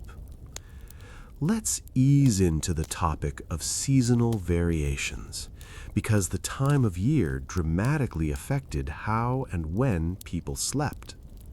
Summer presented its own challenges. The long daylight hours meant it stayed light until quite late in the evening, especially in northern parts of England. People would go to bed while it was still twilight outside, which could make it harder to feel sleepy. Those heavy curtains we mentioned earlier were useful for blocking out the lingering daylight, though they also trapped heat in the room. Without air conditioning or even electric fans, cooling down a bedroom was basically impossible. Opening windows helped a bit, assuming there was any breeze, but then you were inviting in all the sounds and smells of a summer night in Victorian England. In cities, this meant the smell of horse manure baking in the heat, garbage fermenting in alleys, and the general funk of too many people living too close together with inadequate sanitation. The Thames in London was particularly notorious. During heat waves, the smell from the river was so bad that Parliament had to soak their curtains in chloride of lime to mask it. This was called the Great Stink in 1858, and it was bad enough that it actually spurred improvements in London's sewer system. But if you lived near the river or any urban waterway, summer nights were aromatic in the worst possible way. People tried various methods to stay cool. Some would dampen their sheets or nightclothes, which provided temporary relief through evaporative cooling, but left you sleeping in damp fabric. Some would sleep on top of their covers rather than under them. Wealthy people might have servants fan them at least until they fell asleep, though this seems like it would be more annoying than helpful. There were no summer weight blankets in the modern sense. You had your wool blankets, and that was that. You just used fewer of them in summer. A single sheet might be all you could tolerate on the hottest nights. Summer also meant insects. Flies, mosquitoes, moths, all manner of bugs that would come through open windows or were already living in your house. Mosquitoes were particularly annoying, buzzing around your ears just as you were trying to fall asleep, landing on your skin to bite. Mosquito netting existed but wasn't universal. You might just have to put up with being bitten. Bedbugs were a year-round problem, but seemed worse in summer. These little creatures lived in the cracks and crevices of bed frames and mattresses, coming out at night to feed on sleeping humans. Their bites were itchy and irritating. An infestation could be severe enough to make sleep almost impossible. Getting rid of bedbugs was difficult. You could take apart the bed frame and scrub everything with strong-smelling substances like turpentine or carbolic acid. You could expose bedding to extreme heat or cold. You could replace mattresses entirely. But in multifamily housing, bedbugs could just move from one unit to another, making them a persistent plague. Fleas were another summer joy, especially if you had pets or lived in close quarters with animals. Flea bites, bedbug bites, mosquito bites, all layered on top of whatever skin conditions you already had from infrequent bathing and rough clothing. Sleep was itchy. Winter brought different challenges. The cold was the obvious one. Bedrooms were freezing, especially in the morning when fires had burned down overnight. Getting out of bed required genuine courage when you knew the air would be painfully cold on your skin. People would prepare for winter sleep by layering blankets, using those warming pans or hot water bottles we mentioned, and wearing more substantial nightclothes. Some people wore bed socks or even full stockings to keep their feet warm. Some wore caps or wrapped their heads in shawls. Despite all this, you'd still often wake up cold. Your breath would fog in the air. Any part of you not fully covered by blankets would be icy. Your nose, your face, your hands, if they crept out from under the covers. The contrast between the warm cocoon of your bed and the frigid air made getting up for any reason deeply unpleasant. Using the chamber pot in the middle of a winter night must have been absolutely miserable. Exposing yourself to the cold, sitting on a freezing ceramic pot, then trying to warm back up afterward. No wonder people tried to avoid it. Morning was the worst in winter. You'd wake to a room so cold that frost might have formed on the inside of windows. Getting dressed required speed and determination. Servants would have been up earlier, lighting fires in the main rooms, but bedrooms often didn't get warmed until later. For wealthy people, servants would come in and light the bedroom fire, bring hot water for washing, and generally prepare the room for the day. But there was still that initial shock of cold when you first emerged from the blankets. For everyone else, you just had to tough it out. Get dressed as quickly as possible, probably while still in bed, pulling clothes under the covers to warm them with your body heat before putting them on, then dash downstairs to whatever fire was available. Winter darkness also meant you were going to bed earlier and waking up later, following the natural rhythm of shortened days. Candlelight and later gas or electric light extended the day somewhat, but fuel cost money, so people were economical with lighting. Bedtime might come quite early on winter evenings, especially for the poor who couldn't afford to burn lights for long. The winter holidays brought some variation to the usual routines. Christmas and New Year meant celebrations, guests, disrupted schedules. People might stay up later for parties or gatherings. They might have relatives visiting and need to share bedrooms or give up their usual sleeping spaces. Children would be excited and have trouble sleeping on Christmas Eve, just as they do now. Adults would stay up later preparing food, wrapping gifts, or attending church services. The normal rhythms of sleep would be interrupted by the season's festivities.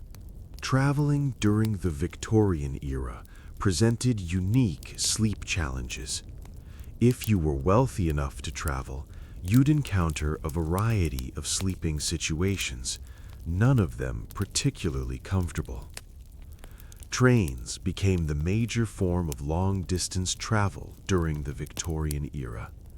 Early trains didn't have sleeping cars. You'd sit in your compartment, trying to doze upright in your seat as the train rattled and swayed through the night. This was uncomfortable and unsatisfying, giving you something between sleep and wakefulness that left you tired and sore. Later in the Victorian period, sleeping cars were introduced, at least on some routes. These had berths, narrow beds that folded down from the walls or converted from seats. You'd have a thin mattress, a pillow, and some bedding. The berths were often stacked with one above another, separated by curtains for privacy. Sleeping on a moving train was its own experience.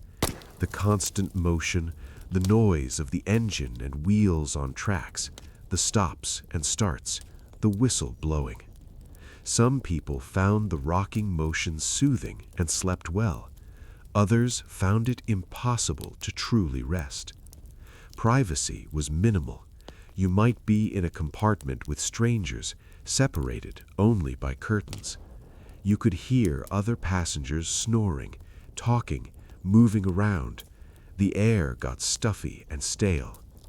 Chamber pots were provided, but using them with only a curtain between you and other people must have been awkward. Ships were even more challenging. If you were traveling by ship, either for a sea voyage or crossing the Channel to Europe, you'd be assigned a cabin, if you could afford it, Or you'd sleep in steerage if you couldn't. First-class cabins were small but private. You'd have a narrow bunk, often built into the wall, with basic bedding. The cabin would be cramped, often windowless or with a tiny porthole. The constant motion of the ship made sleep difficult for anyone prone to seasickness. The smell of a ship was distinctive. Salt water, tar, timber, bodies, vomit from seasick passengers, food from the galley, all mixed together in a confined space. Fresh air was limited. Ventilation was poor. The atmosphere was close and often nausea-inducing, even if you weren't actively seasick. Steerage was grim. This was the cheapest accommodation, down in the lower decks where the motion was worse. You'd have a basic bunk in a large room shared with dozens or even hundreds of other passengers. Privacy was non-existent. The noise was constant. The smell was indescribable. For emigrants leaving England for America or Australia, these voyages could take weeks. People lived in steerage for the entire journey, trying to sleep in conditions that were barely tolerable. Many got sick. Some died during the voyage. The dead would be buried at sea, their bodies sewn into sailcloth and slipped over the side with a brief service. The survivors would arrive at their destination exhausted, malnourished, and deeply relieved to be on solid ground again. The sleep deprivation and stress of the journey added to the trauma of leaving everything they knew behind. Hotels and inns offered sleep to travelers, with quality varying wildly by price and location. A good hotel in a major city might offer decent accommodations, a private room with a proper bed, clean linens, and reasonable comfort, though you'd still be dealing with unfamiliar sounds, smells, and the general strangeness of sleeping in an unknown place. Cheaper inns and roadside taverns were much rougher. You might share a room with strangers or even share a bed. Bedding might be clean or might not. Bedbugs were common in inns because they were easily transported in travelers' luggage and found new hosts passing through constantly. There are stories of travelers choosing to sleep sitting in chairs rather than risk the beds in questionable establishments, or sleeping in their clothes for protection and modesty, or not sleeping at all, sitting up all night because the inn was too dirty, too loud, or too dangerous. Highway robbery was a real concern on rural roads. Travelers carried valuables and money, making them targets. Some inns were rumored to be in league with criminals, signaling when wealthy guests were sleeping. So sleeping soundly in an unfamiliar inn required either trust or exhaustion. Women traveling alone or with only female companions faced additional dangers. A woman's reputation could be damaged just by traveling without male protection. Staying in public accommodations opened her to gossip and suspicion. This limited women's freedom to travel and added stress to any journeys they did undertake.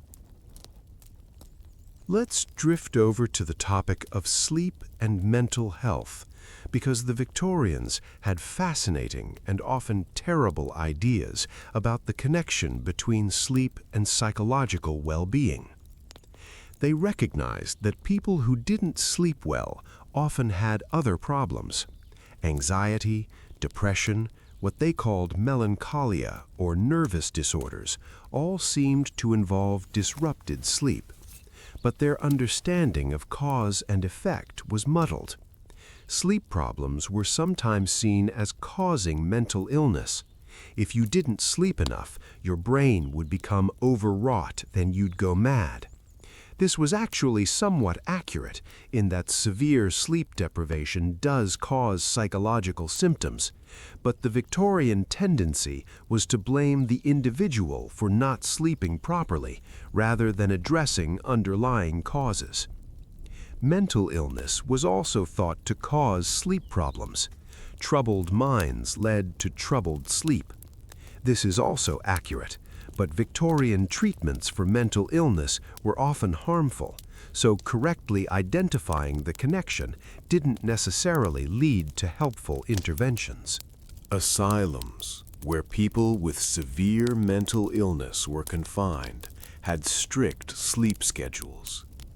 Patients were expected to sleep at set times and stay in their beds whether they could actually sleep or not. Those who couldn't sleep or who wandered at night might be restrained or sedated. Sedation in Victorian asylums often meant heavy doses of opiates, chloral hydrate, or other drugs. These rendered patients unconscious but didn't provide real rest. People would be in a drugged stupor rather than natural sleep, waking confused and even more distressed. Some asylums used prolonged bed rest as a treatment for various mental conditions.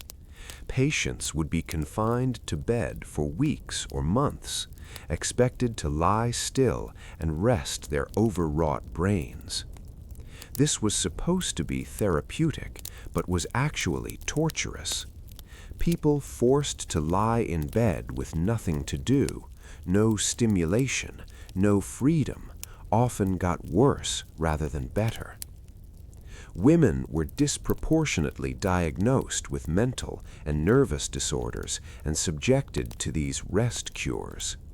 Any behavior that deviated from Victorian norms for women could be labeled hysteria or neurasthenia. The treatment was often bed rest, sometimes in isolation, sometimes with minimal food or stimulation.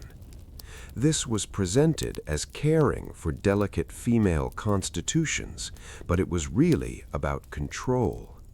Women who were too independent, too educated, too opinionated, too anything could be labeled sick and confined to bed until they learned to behave appropriately. Some women genuinely were exhausted from the demands placed on them. Multiple pregnancies, household management, social obligations, corsets restricting their breathing, lack of autonomy. Rest might actually have helped if it had been genuine rest with support, but the rest cure was often punitive and isolating rather than restorative. Men could also be diagnosed with nervous exhaustion, usually attributed to overwork or business pressures. Their treatment might also involve rest, but they were more likely to be sent on holidays or told to take up gentle hobbies rather than confined to bed. The gender differences in diagnosis and treatment were stark. For people suffering from what we'd now call depression or anxiety who weren't wealthy enough to doctors and rest cures, life just went on. You couldn't afford to stop working because you felt sad or worried. You had to push through, dealing with your symptoms as best you could while meeting your obligations. Sleep might be the only escape from difficult emotions or circumstances. Some people would sleep excessively when depressed, retreating into unconsciousness to avoid their waking lives. Others couldn't sleep at all, lying awake consumed by worries or dark thoughts. Grief affected sleep significantly. The Victorians experienced a lot of loss. High mortality rates meant that most people lost family members, often multiple times. Mourning was elaborate and public, but the private experience of grief was isolating and painful. People who had lost loved ones often couldn't sleep well. They'd lie awake thinking about the deceased. They'd dream about them and wake up crying. The bedroom they'd shared with a spouse who died would feel empty and wrong. The bed they'd shared would be too big, too cold, too full of memories. Victorian mourning culture prescribed specific behaviors and time periods for grief. Widows wore black for at least a year, often longer. Social activities were limited. But these external observances didn't address the internal pain or the practical problems, like sleep disruption. Some people reported sensing the presence of deceased loved ones in their bedrooms. They'd feel like someone was there, watching over them, or they'd think they saw a figure in the dark. These experiences could be comforting, suggesting the deceased was still somehow present, or they could be frightening, especially if the relationship had been difficult. The Victorian fascination with spiritualism and the paranormal was partly driven by grief. People desperately wanted to believe their dead loved ones still existed somewhere and could communicate. Mediums and seances promised contact with the other side, offering comfort to the bereaved. Whether these experiences of presences and dreams were psychological projections, grief hallucinations, or something else is beyond our scope here. But they affected people's sleep and their feelings about their sleeping spaces. Ghost stories were incredibly popular in Victorian culture, and many were specifically bedtime stories. Collections of ghost stories were published as Christmas reading, meant to be shared in the evening. The tradition of telling ghost stories at Christmas seems strange now, but was firmly established in Victorian England. These stories often featured haunted bedrooms, ghosts appearing at the foot of the bed, phantoms sitting on the chest of sleeping people, cold spots, and mysterious sounds. The bedroom as a location for supernatural encounters was a common theme. Reading ghost stories before bed seems counterproductive if you want to sleep well, but the Victorians enjoyed the thrill of being scared in a controlled way, and perhaps some people liked having an explanation for the strange sounds and sensations that happened in the night. Better a ghost than a burglar. Sleep paralysis, which we mentioned earlier as being called hag-ridden, appeared in many ghost stories and personal accounts. The experience of waking but being unable to move, often with a sense of presence or pressure on the chest, is terrifying and was interpreted through the lens of Victorian beliefs about spirits and demons. Now, these experiences have scientific explanations involving sleep cycles and the disconnect between consciousness and muscle control. But to a Victorian person waking in the dark, unable to move, feeling a weight on their chest, supernatural explanations seemed perfectly reasonable.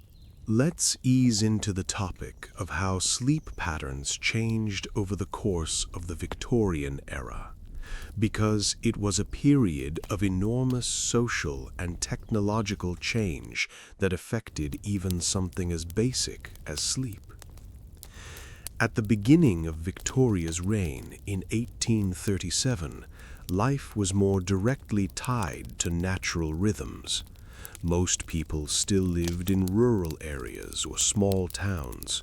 Work was agricultural or artisanal. The pace of life was slower, though not easier. People generally went to bed soon after dark and woke at dawn. Artificial light was expensive, so you worked while it was light and rested when it was dark, following the sun. Winter meant longer sleep periods. Summer meant shorter ones.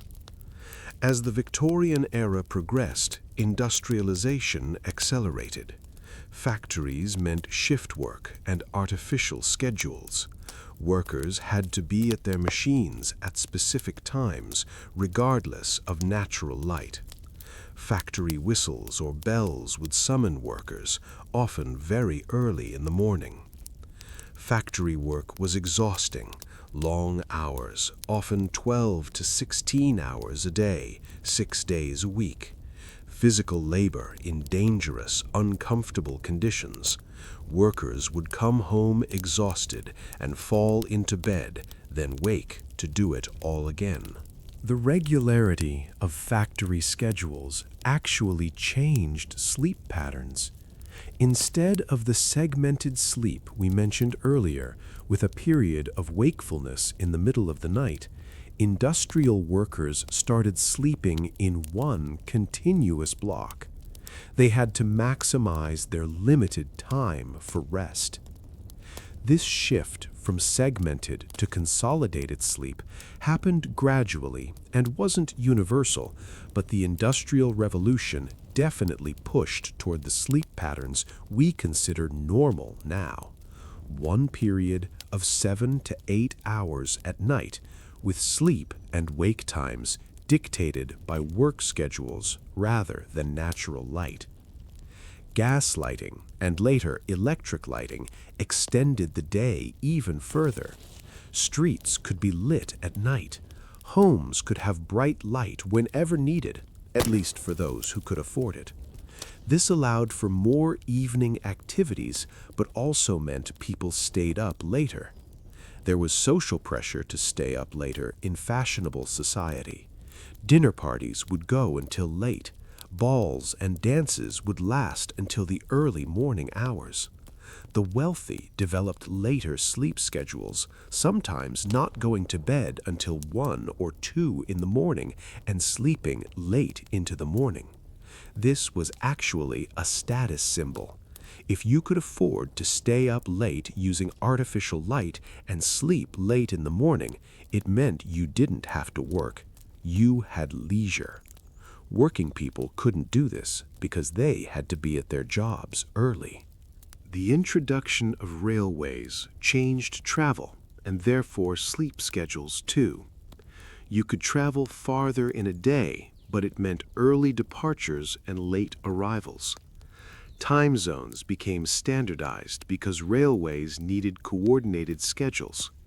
This meant people in some areas were going to bed and waking at times that didn't match the local solar time.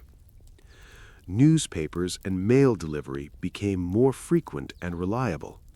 This meant more information, but also more stimulation.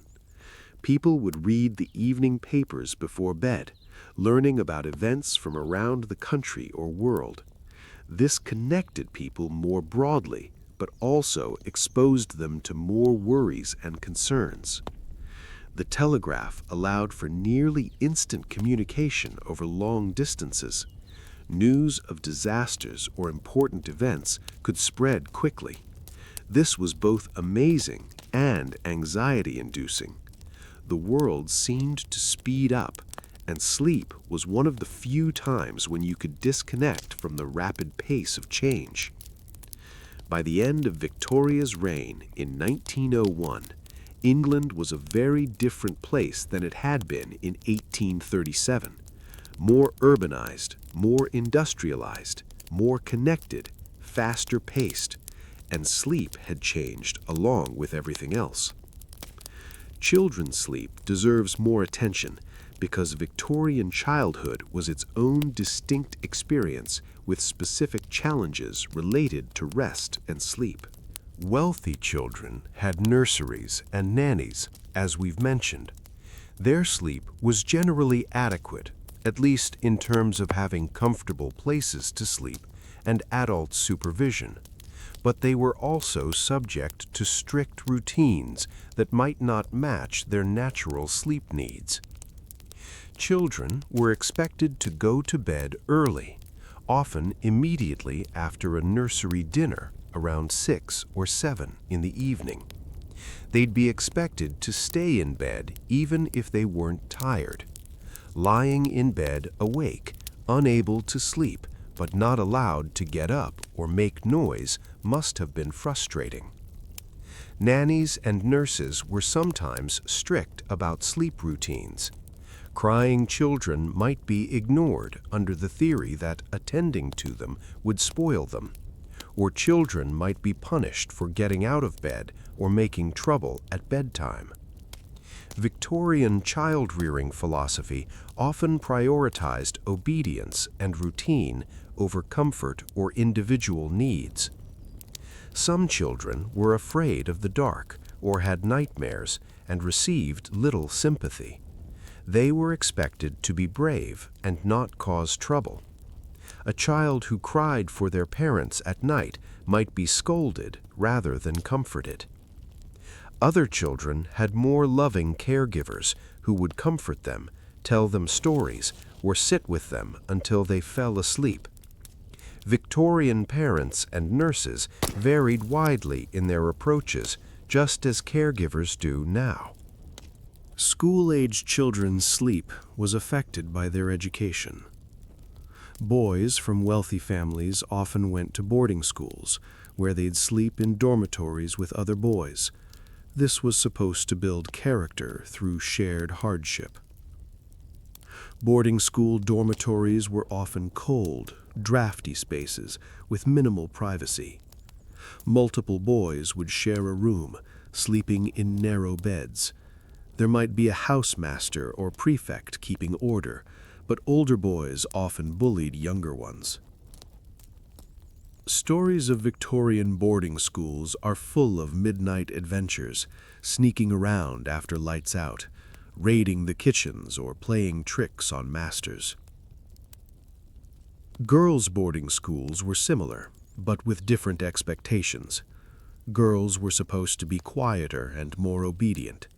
Their dormitories might be slightly more comfortable, but they were still institutional spaces that prioritized economy and discipline over comfort.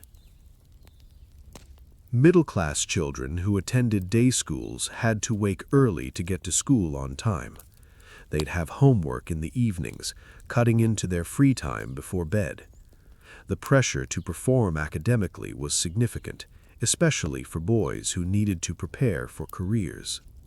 Working-class children often had terrible sleep situations. We've mentioned child labor already. Children working in factories, mines, or as servants had long hours and inadequate rest. Chimney sweeps were perhaps the most tragic example. Young boys, sometimes as young as 4 or 5, were apprenticed to master sweeps. They'd climb up narrow chimneys to clean them, breathing soot and ash, suffering burns and bruises and long-term lung damage. These boys slept in terrible conditions, often in cellars or sheds. They'd be black with soot that wasn't fully washed off.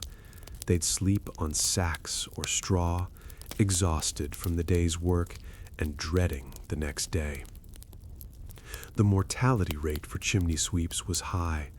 Boys died from falls, from getting stuck in chimneys, from respiratory diseases, from the long-term effects of chronic exposure to soot and poor living conditions. Those who survived carried physical and psychological scars. Match girls, young women and girls who worked in match factories, had their own horrors. They worked with white phosphorus, which caused phossy jaw, a terrible condition where the jawbone would rot. They worked long hours for little pay.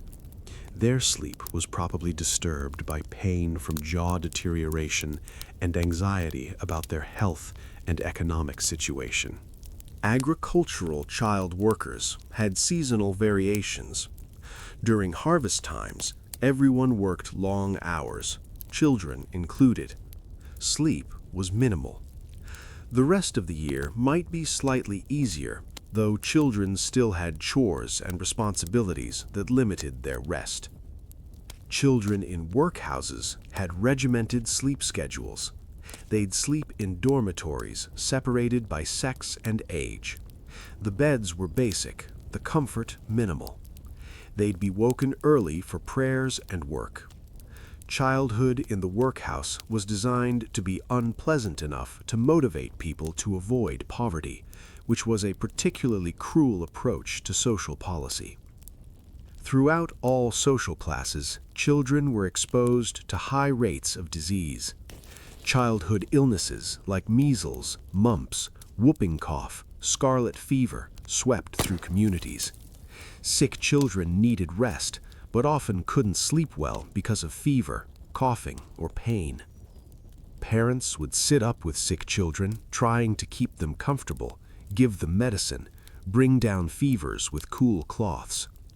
This was exhausting for parents, especially mothers, who bore most of the burden of nursing sick family members. Many children didn't survive these illnesses. Parents would watch their children decline, spending sleepless nights caring for them, then face the heartbreak of loss. The emotional toll was enormous. Surviving children often had siblings who died. They'd experience grief and probably fear, wondering if they'd be next. This must have affected their sense of security and their ability to feel safe even in their own beds. Some Victorian children grew up in loving homes with adequate sleep and care. Others endured neglect, abuse, exploitation, and trauma. The Victorian idealization of childhood innocence coexisted with brutal child labor and high child mortality. The gap between the ideal and reality was vast. Let's float towards some specific examples of Victorian sleep-related inventions and innovations, because the Victorians loved inventing solutions to problems, some of which actually worked.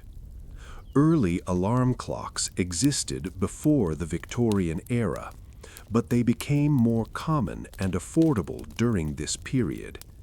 Being able to wake yourself at a specific time without relying on someone else was liberating. Factory workers, clerks, anyone who needed to be somewhere at a specific time could set an alarm. Early alarm clocks were loud and jarring. They'd ring until you got up and turned them off. This was effective, but not pleasant. There was no snooze button, no gentle wake-up sounds, just a harsh bell dragging you from sleep. Bed warmers evolved from the hot pans with coals to safer versions using hot water. Special ceramic or metal bottles were designed specifically for bed warming. They had stoppers to prevent spills and shapes that fit comfortably in a bed. Some inventive Victorians created foot muffs, basically little pouches that could be filled with hot water or grain that had been heated. You'd put your feet in these to keep them warm. This seems cozy, but also like something that would be easy to kick off in your sleep. There were experiments with heated beds powered by various means. Some used hot water pipes running through the mattress. Others tried heated bricks or stones placed in compartments under the mattress. Most of these were complicated, expensive, and not particularly effective, but they showed the desire for a warm bed in winter.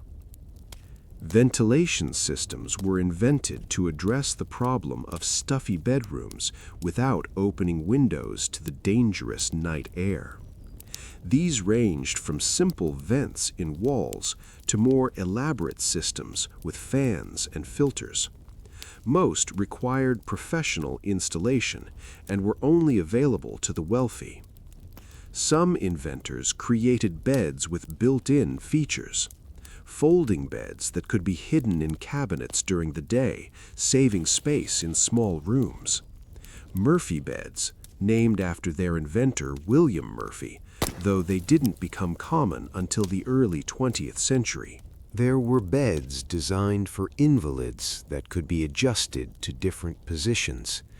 These helped people who were bedridden to sit up or elevate their legs. They were mechanical and sometimes quite elaborate, with cranks and gears to adjust the position. Special mattresses were invented and marketed as healthier or more comfortable than traditional options. Wire spring mattresses started to appear, providing more support and bounce than stuffed mattresses. These were expensive initially, but became more common over time. Pocket spring mattresses, where each spring was in its own fabric pocket, were patented in the late Victorian era. These provided better support and reduced the transfer of motion across the bed, which was useful for couples. There were also mattresses filled with alternative materials. Rubber was tried, creating a waterproof and supposedly hygienic sleeping surface. This sounds sweaty and uncomfortable, and probably was.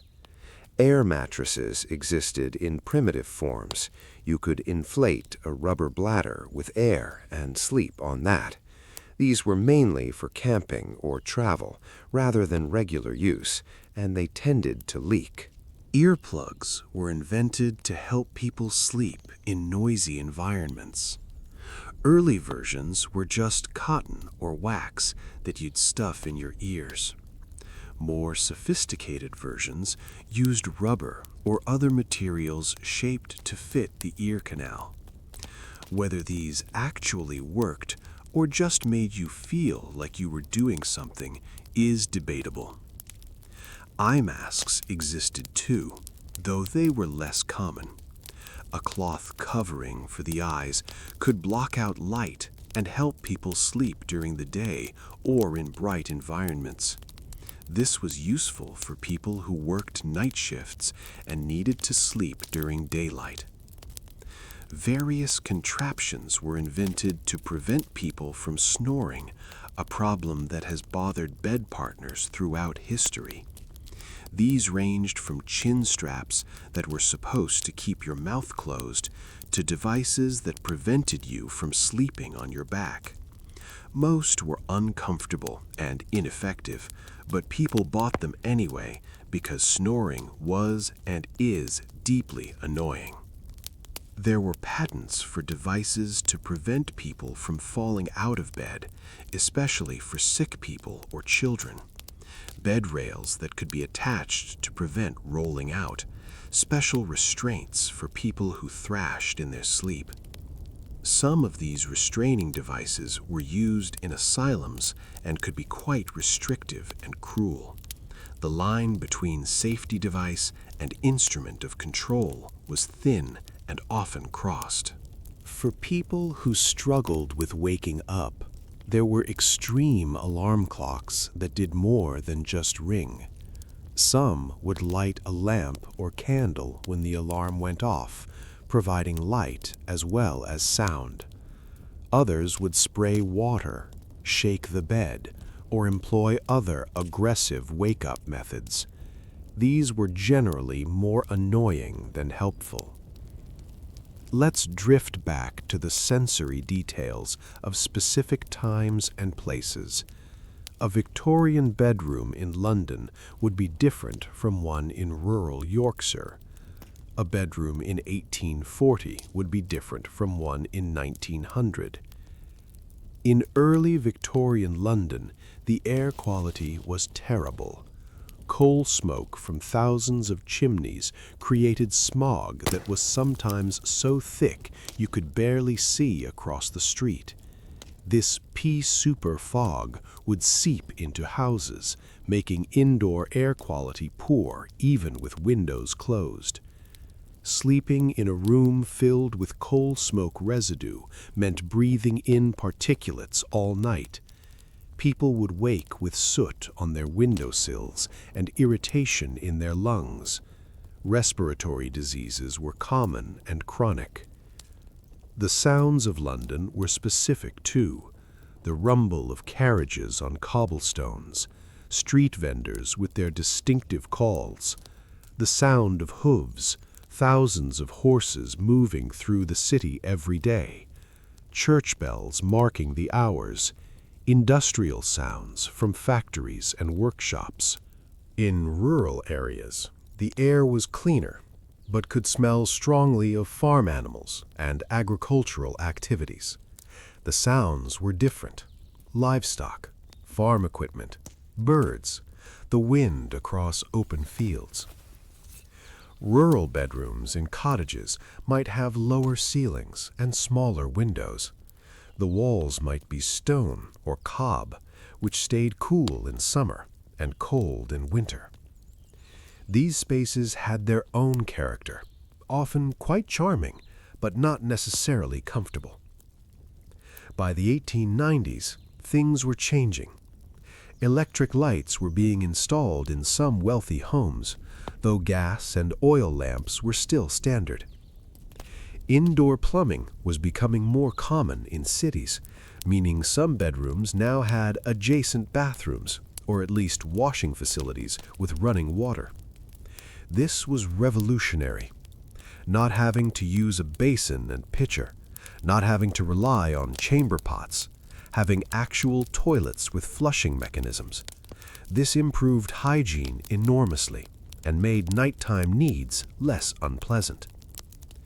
Central heating systems started to appear in the most modern homes. Radiators connected to a central boiler could warm multiple rooms. This was expensive to install and run, so it was limited to the wealthy, but it meant bedrooms could be kept at reasonable temperatures throughout the night. The very last years of Victoria's reign saw early automobiles, though they were rare and expensive. The sound of the city was still dominated by horses, but change was coming. The 20th century was approaching, bringing with it technologies that would transform daily life, including sleep. But in 1901, when Victoria died, most people in England were still sleeping in conditions that wouldn't have been unfamiliar to their grandparents. Change came to the wealthy first and trickled down slowly. The majority still slept in cold rooms on uncomfortable beds, waking to hard work and limited prospects. As we continue floating through Victorian sleep culture, we find ourselves surrounded by layers of detail, contradictions, innovations coexisting with ancient practices, comfort for some and suffering for others. The Victorian era was nothing if not complex, and something as simple as sleep reveals that complexity in intimate detail. We'll keep drifting, letting the story unfold, finding more strange corners and forgotten details of how people closed their eyes and hoped for rest in an era of empire, industry, progress, and profound inequality. Let's ease into the final stretch of our journey through Victorian sleep. And there are still some corners we haven't explored. We should talk more about the religious and spiritual dimensions of sleep, because the Victorians were deeply religious people, at least publicly, and this affected even their unconscious hours. Bedtime prayers were serious business. We mentioned children saying prayers before sleep, but adults did this too. The day would end with prayer, asking for forgiveness for sins, protection through the night, and blessing for loved ones. This wasn't just rote recitation for many people. It was genuine spiritual practice, a way to process the day and prepare for the vulnerability of sleep. Some people kept prayer books on their bedside tables and would read prayers specifically written for bedtime. These prayers often acknowledged the resemblance between sleep and death, asking God to watch over the sleeping person and ensure they woke safely in the morning. There was genuine recognition that sleep was a time of vulnerability and that waking wasn't guaranteed. The phrase, "if I should die before I wake," wasn't dramatic exaggeration to the Victorians. People did die in their sleep, from heart attacks, strokes, or simply from illnesses that overcame them during the night. Going to sleep with your spiritual affairs in order was practical preparation. Sunday was the Sabbath, and this affected sleep patterns. Saturday nights were for preparing for Sunday. Clothes would be laid out, the house tidied, food prepared in advance since you weren't supposed to work on Sunday. People might go to bed earlier on Saturday to be rested for church in the morning. Sunday morning meant early rising for church services. These often started fairly early, and attendance was expected. You'd get dressed in your best clothes, the whole family would go to church, and you'd spend a significant portion of the morning there.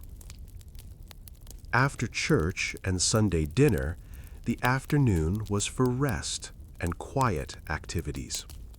Reading religious texts, walking sedately, visiting family. Some people would nap on Sunday afternoons, which was acceptable since it was the day of rest, though you were supposed to rest in a spiritually improving way, not just lounge about lazily. Sunday evenings might include another church service or prayer time at home, then to bed, preparing for the work week ahead. The rhythm of the week was marked by this Sunday pause, and sleep patterns reflected it. Religious holidays disrupted normal sleep patterns.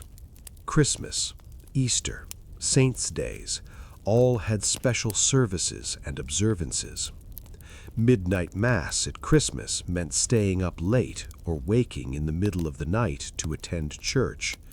This was considered appropriate sacrifice for religious devotion. Lent meant restrictions on food and pleasures, which could affect sleep. Fasting might make you hungry and restless. The somber mood of Lent, focusing on sin and repentance, might increase anxiety or sad thoughts at bedtime. Easter brought relief and celebration. The darkness of Lent lifted, and people could enjoy life again. Sleep might come easier without the weight of penitential season. Different Christian denominations had slightly different approaches to daily spiritual life. The Church of England was the established church, and most people, at least nominally, belonged to it. But there were also Catholics, Methodists, Baptists, Quakers, and other groups, each with their own practices. Some groups emphasized personal Bible reading and prayer more than others. Some had stricter rules about Sunday observance. These differences affected daily routines, including sleep. Jewish families in Victorian England had their own rhythms. The Sabbath from Friday evening to Saturday evening meant different patterns. Preparation before sunset Friday, rest on Saturday, and resuming normal activities Saturday night. Other religious communities, including Muslims, Hindus, Sikhs, and others who were present in Victorian England, especially in port cities and London, maintained their own practices. These created diverse sleep patterns and bedtime rituals that existed alongside the dominant Christian culture. For people whose faith was deeply important to them, the bedroom might contain religious imagery or objects, crucifixes, religious paintings, icons, prayer books. These provided comfort and reminded people of their spiritual beliefs even in the private space of the bedroom. For others, Religion was more about social conformity than personal faith. They attended church because it was expected, but it might not deeply affect their private lives. The bedtime prayers might be habit rather than heartfelt devotion. And some people were secretly skeptical or agnostic, going through the motions publicly, but privately questioning religious teachings. These people still lived in a religious culture, so their sleep environment and routines were shaped by it, even if their beliefs differed. Let's drift over to the topic of aging and sleep, because the elderly had their own particular experiences in Victorian England. Getting old meant changes to sleep patterns, and often increasing difficulty sleeping comfortably. Elderly people often complained of insomnia or disrupted sleep. This is actually a common experience across time periods. As people age, sleep architecture changes. They might sleep less deeply, wake more frequently, or need less total sleep. But Victorian elderly people also dealt with health problems that affected sleep. Arthritis made lying in bed painful. Respiratory problems made breathing difficult, especially lying flat. Heart conditions caused discomfort and anxiety. All of these interfered with rest. The remedies available were limited. Laudanum was commonly given to elderly people to help them sleep and ease pain. This led to many elderly people being dependent on opiates, which had its own problems but at least provided relief from suffering. Elderly people might be cared for by family, or if wealthy, by servants. They might spend increasing amounts of time in bed as they became frail. The bedroom became their world, the place where they lived rather than just slept. Beds for the elderly ill might be positioned so they could see out a window or see people coming and going. This provided some connection to life and prevented complete isolation. Visitors would come to the bedside to talk, share news, or read aloud. The elderly who were still relatively healthy might maintain more normal sleep patterns, but society expected them to slow down. Older men might retire from business, though this was rare since most people couldn't afford to stop working. Older women might hand over household management to younger family members. Grandparents sometimes lived with their adult children's families. This meant they'd have a bedroom in the family home, hopefully a decent one, though sometimes elderly relatives got the smallest or least convenient rooms. Multi-generational households were common, especially before Victorian ideas about nuclear families became dominant. Some elderly people lived alone or with a spouse, their children grown and gone. This could be lonely. The house that once held a full family now had just one or two people. Bedtime in an empty house, climbing into a bed alone or with only an aging spouse, must have emphasized the passage of time and loss. Elderly people without family or resources might end up in workhouses, where the old and infirm were housed in separate wards from able-bodied poor. Conditions were basic and care minimal. The elderly would sleep in institutional beds, surrounded by others in similar situations, waiting for the end.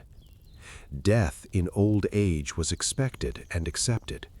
People talked about dying in your sleep as a good death, peaceful and without prolonged suffering.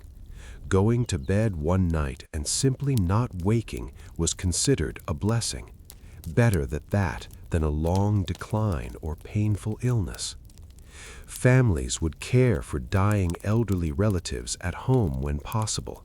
The deathbed scenes we discussed earlier often involved elderly people who had lived full lives and were now ready to go. These were sad, but not shocking or tragic in the way the deaths of children or young people were. The elderly had memories of earlier times, of their own childhoods before Victoria's reign, of the changes they'd witnessed. An elderly person in 1900 might have been born in the 1810s or 1820s, before railways, before gaslighting, before so many modern conveniences.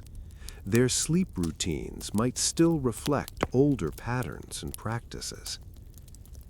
Let's ease into talking about some famous Victorians and their sleep habits, because we have accounts of how specific individuals approached sleep and rest.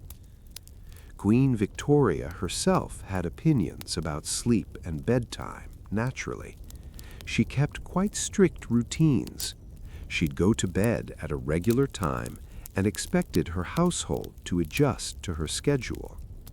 As a young queen, she enjoyed staying up for balls and entertainment, but as she aged, especially after Albert died in 1861, she became more regular and earlier in her bedtimes.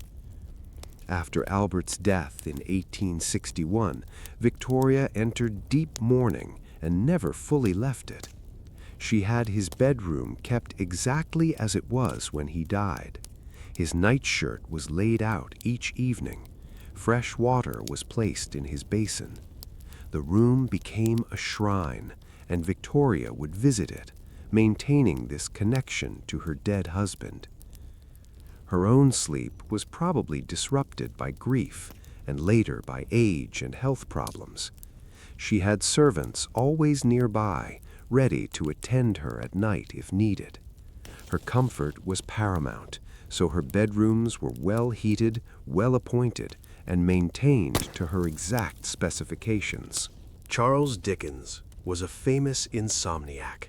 He walked the streets of London at night, sometimes for hours, observing the city and its inhabitants. These nighttime wanderings informed his writing, giving him material about the darker side of urban life. When he did sleep, he was particular about his bed's position.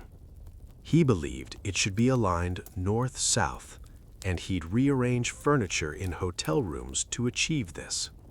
Whether this actually helped him sleep or was just a quirk is anyone's guess.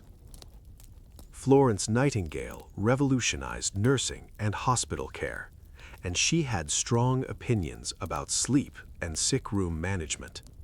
She emphasized fresh air, quiet, and cleanliness for patients. Her work improved sleep conditions for hospital patients enormously, advocating for better ventilation, less noise, and more attention to patient comfort. Ironically, Nightingale herself spent much of her later life as an invalid, working from her bed. She claimed to be too ill to leave her room, but continued to write, organize, and influence policy from her sickbed. Whether her invalidism was physical or partly psychological is debated by historians, but she definitely spent a lot of time in bed. Charles Darwin suffered from chronic illness throughout his adult life. He spent significant time resting and had specific routines to manage his symptoms. His sleep was often poor, and he tried various remedies. His work was done in short bursts when he felt well enough, interspersed with periods of rest. Lewis Carroll, author of Alice's Adventures in Wonderland, reportedly invented things while lying in bed trying to sleep. His mathematical mind would work on problems during sleepless periods. The surreal quality of Alice might owe something to the strange mental state of lying awake at night, thoughts drifting in odd directions. The Bronte sisters lived in their father's parsonage in Haworth, Yorkshire. The house was cold and damp, contributing to the respiratory illnesses that killed several of the siblings. They slept in small bedrooms in this isolated house, writing their novels in stolen moments between household duties and sleep. Their lives were constrained by geography, gender, and limited resources, but their imaginations were vast. The contrast between their restricted physical circumstances, including their cold bedrooms and simple beds, and the passionate worlds of their novels is striking. Oscar Wilde, brilliant and flamboyant, enjoyed luxury and comfort. When he could afford it, he slept in fine hotels with quality bedding and elegant surroundings. After his imprisonment for gross indecency, he experienced the brutal sleep conditions of Victorian prisons: hard beds, thin blankets, cold cells, constant surveillance. The contrast must have been devastating. Prison sleep was deliberately uncomfortable as part of the punishment. Prisoners slept in cells on plank beds with minimal bedding. They were woken early and locked in for long hours. Sleep was just another aspect of life controlled and restricted by the prison system. Wilde's health never recovered from his imprisonment. The harsh conditions, including the poor sleep, contributed to his decline. He died in exile in France in 1900, just before Victoria's reign ended, his brilliant life cut short by societal cruelty. These individual stories remind us that behind all the general patterns and statistics were real people with specific experiences. Each person's sleep was affected by their unique circumstances, health, personality, and choices. Let's drift toward thinking about how Victorian sleep culture has affected our modern relationship with sleep. Some Victorian ideas persist even now, while others have been completely abandoned. The idea that we should sleep 7 to 8 hours a night in one continuous block is partly a Victorian legacy, shaped by industrial work schedules. The older pattern of segmented sleep has largely disappeared in modern Western culture, though some sleep researchers argue we might be healthier with more flexible sleep patterns. The emphasis on separate bedrooms and private sleeping spaces for individuals or couples is Victorian. Earlier periods saw more communal sleeping. The Victorian creation of private bedrooms as sanctuaries persists in modern housing design and social expectations. Our discomfort with death and dying, the desire to keep them separate from daily life, is partly Victorian. Earlier periods had death more integrated into home life. The Victorians began moving death to hospitals and funeral homes, separating it from the domestic sphere. We've continued this trajectory, often to our detriment in terms of processing grief and accepting mortality. The association between beds and romance or intimacy is Victorian in its modern form. The emphasis on the marriage bed, the bedroom as a private space for couples, the linking of beds with relationships. This persists in how we think about beds and bedrooms now. Some Victorian anxieties about sleep seem quaint now. The fear of night air, the belief that sleeping positions had moral implications, the idea that reading exciting books before bed would harm you. We've abandoned these specific concerns, though we've developed new anxieties about blue light from screens and optimal sleep hygiene. The Victorian solutions to sleep problems, laudanum, chloral hydrate, alcohol, are echoed in modern sleeping pill use. We still medicate for sleep, just with different drugs. The desire for a pharmaceutical solution to sleeplessness persists. The Victorian fascination with dreams and their meanings continues in psychology and popular culture. Freud, working at the very end of the Victorian era, built entire theories around dream interpretation. The idea that dreams reveal hidden truths about ourselves remains culturally powerful. Victorian ghost stories and the association of nighttime with supernatural possibilities persist in horror genres. The haunted bedroom, the presence at the foot of the bed, the nightmare come to life.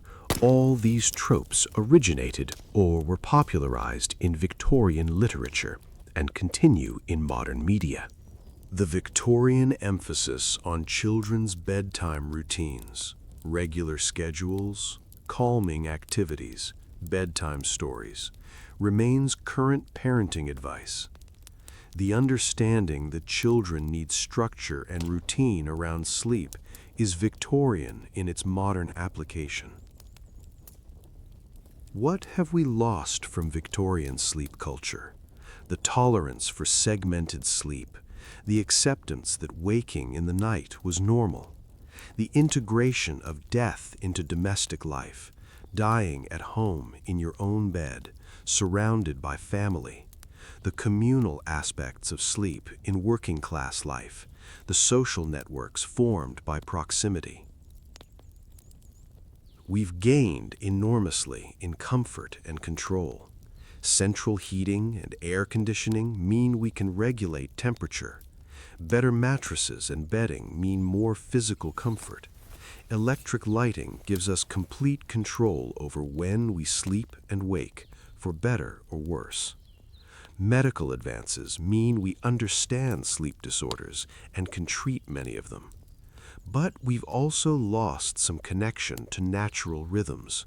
We stay up far past dark and wake to alarms rather than sunlight. We work against our body's natural patterns in ways the Victorians couldn't have imagined. As we drift toward the end of our exploration, let's think about what the Victorian sleep experience tells us about that era and about ourselves. Sleep is universal, necessary, unavoidable. How a society approaches sleep reveals its values, its anxieties, its structure.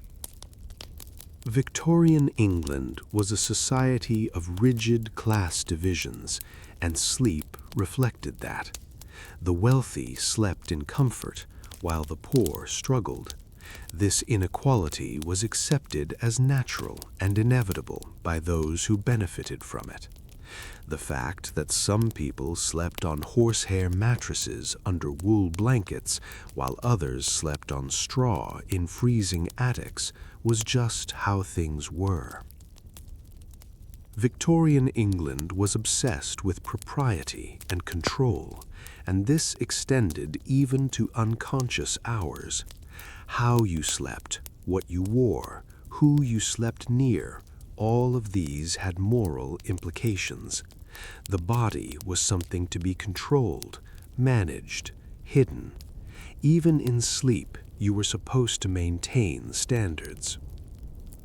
Victorian England was deeply religious, at least on the surface, and sleep was a spiritual matter. Bedtime prayers, fears of dying in sleep, beliefs about dreams and the soul. Sleep brought you closer to death, and therefore closer to divine judgment. It wasn't just rest, it was rehearsal for mortality. We've largely separated sleep from death in our consciousness. We don't expect to die in our sleep, don't think of sleep as practice for death. This is probably psychologically easier, but maybe less honest about the reality of mortality. As we float toward the conclusion of this long, meandering journey through Victorian sleep, what have we learned? that sleep is both universal and culturally specific. Everyone sleeps, but how, when, where, and the meaning attached to it varies enormously. The Victorians slept differently than we do, in colder rooms, on harder beds, with more discomfort and less control. But they still dreamed, still woke refreshed or tired, still found comfort or struggled with insomnia. The basic human experience was the same, even if the details differed. Their sleep was shaped by technology, social structure, beliefs, and circumstances. So is ours.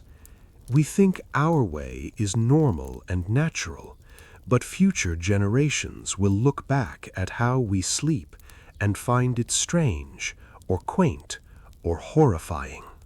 Victorian England was a time of rapid change, and sleep was one of the last refuges from that change. The world was industrializing, urbanizing, speeding up.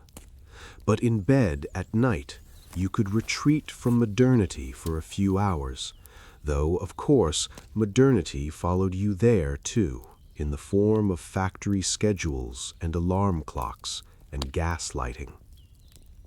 What does our modern sleep culture say about us?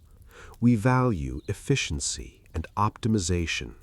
We track our sleep with devices, trying to perfect it.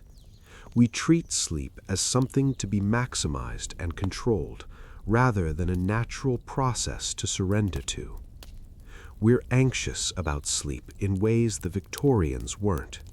We worry about getting enough, about the quality, about whether our sleep hygiene is adequate. We've medicalized sleep, turning it into a health metric rather than just a fact of life. We sleep alone more than the Victorians did, at least by choice. We value individual space and privacy even in sleep. This gives us comfort and autonomy, but also isolation. The Victorian bedroom, cold and dark, lit by candlelight, furnished with heavy wood and horsehair, smelling of chamber pots and bodies, is distant from our climate-controlled, electrically lit modern spaces. But the person lying in that Victorian bed, hoping for rest, anxious about tomorrow, thinking about loved ones, processing the day's events, that person is not so different from us. We can judge the Victorians for their class inequality, their repression, their sometimes harmful beliefs, but we should also recognize the common humanity. They were trying to make sense of their lives and find comfort where they could, just as we are. Sleep connects us across time. Every person who has ever lived has closed their eyes and drifted into unconsciousness, entering that strange state between waking and death. The Victorians did it in their own way, shaped by their era, but fundamentally experiencing the same surrender to sleep that we do. So as we close this exploration, as you drift toward your own sleep in your own bed with your own routines and comforts, maybe you can think about the vast chain of sleeping humans stretching back through time. The Victorian factory worker in his cold garret, the wealthy lady in her four-poster bed, the child in the nursery, the elderly person in their final bed, the servant in the attic, all of them closing their eyes, all of them hoping for rest. Sleep is patient. It waits for us every night, ready to receive us when we're ready to surrender. The Victorians knew this. They created elaborate rituals and routines around it, trying to make sense of this daily disappearance of consciousness. But in the end, they still had to just close their eyes and let go, trusting that sleep would come and they would wake. We do the same with our modern mattresses and temperature controls and white noise machines. All the technology and knowledge doesn't change the fundamental mystery of sleep. We still don't fully understand why we need it, or what consciousness is, or where we go when we sleep. The Victorians didn't understand it either. They made up explanations involving blood flow and brain rest and spiritual vulnerability. Some of their ideas were partly right, some completely wrong. We know more now, but there's still so much we don't know. So we join the Victorians in that surrender to mystery every night. We lie down, we close our eyes, and we let sleep take us wherever it takes us. We dream strange dreams. We wake in the night. We shift positions. We pull up blankets. We exist in that liminal space between conscious and unconscious. And in the morning, we wake, just as the Victorians did. We open our eyes to a new day. We leave the bedroom and its nighttime mysteries behind. We move forward into waking life with its demands and routines. But the bedroom is still there, waiting. Sleep is still there, patient and inevitable. Tonight you'll return to it, just as you do every night. You'll perform your rituals, whatever they are. You'll get into bed. You'll arrange yourself for comfort. You'll close your eyes. And maybe as you drift off, you'll think about all those Victorian bedrooms, all those people across time who did exactly what you're doing, finding their way to sleep in whatever circumstances they had, with whatever comfort was available, hoping for rest and restoration. Sleep well, friends. The Victorians would understand the wish. They said it to each other in their own ways. Good night, sweet dreams, rest well.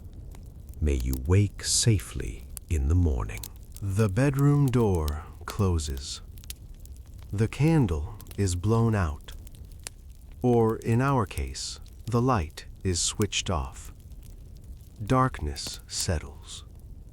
Quiet comes, or at least quiet enough. And sleep, patient and ancient and mysterious, receives us once again, just as it received the Victorians and everyone before them and everyone who will come after. Good night.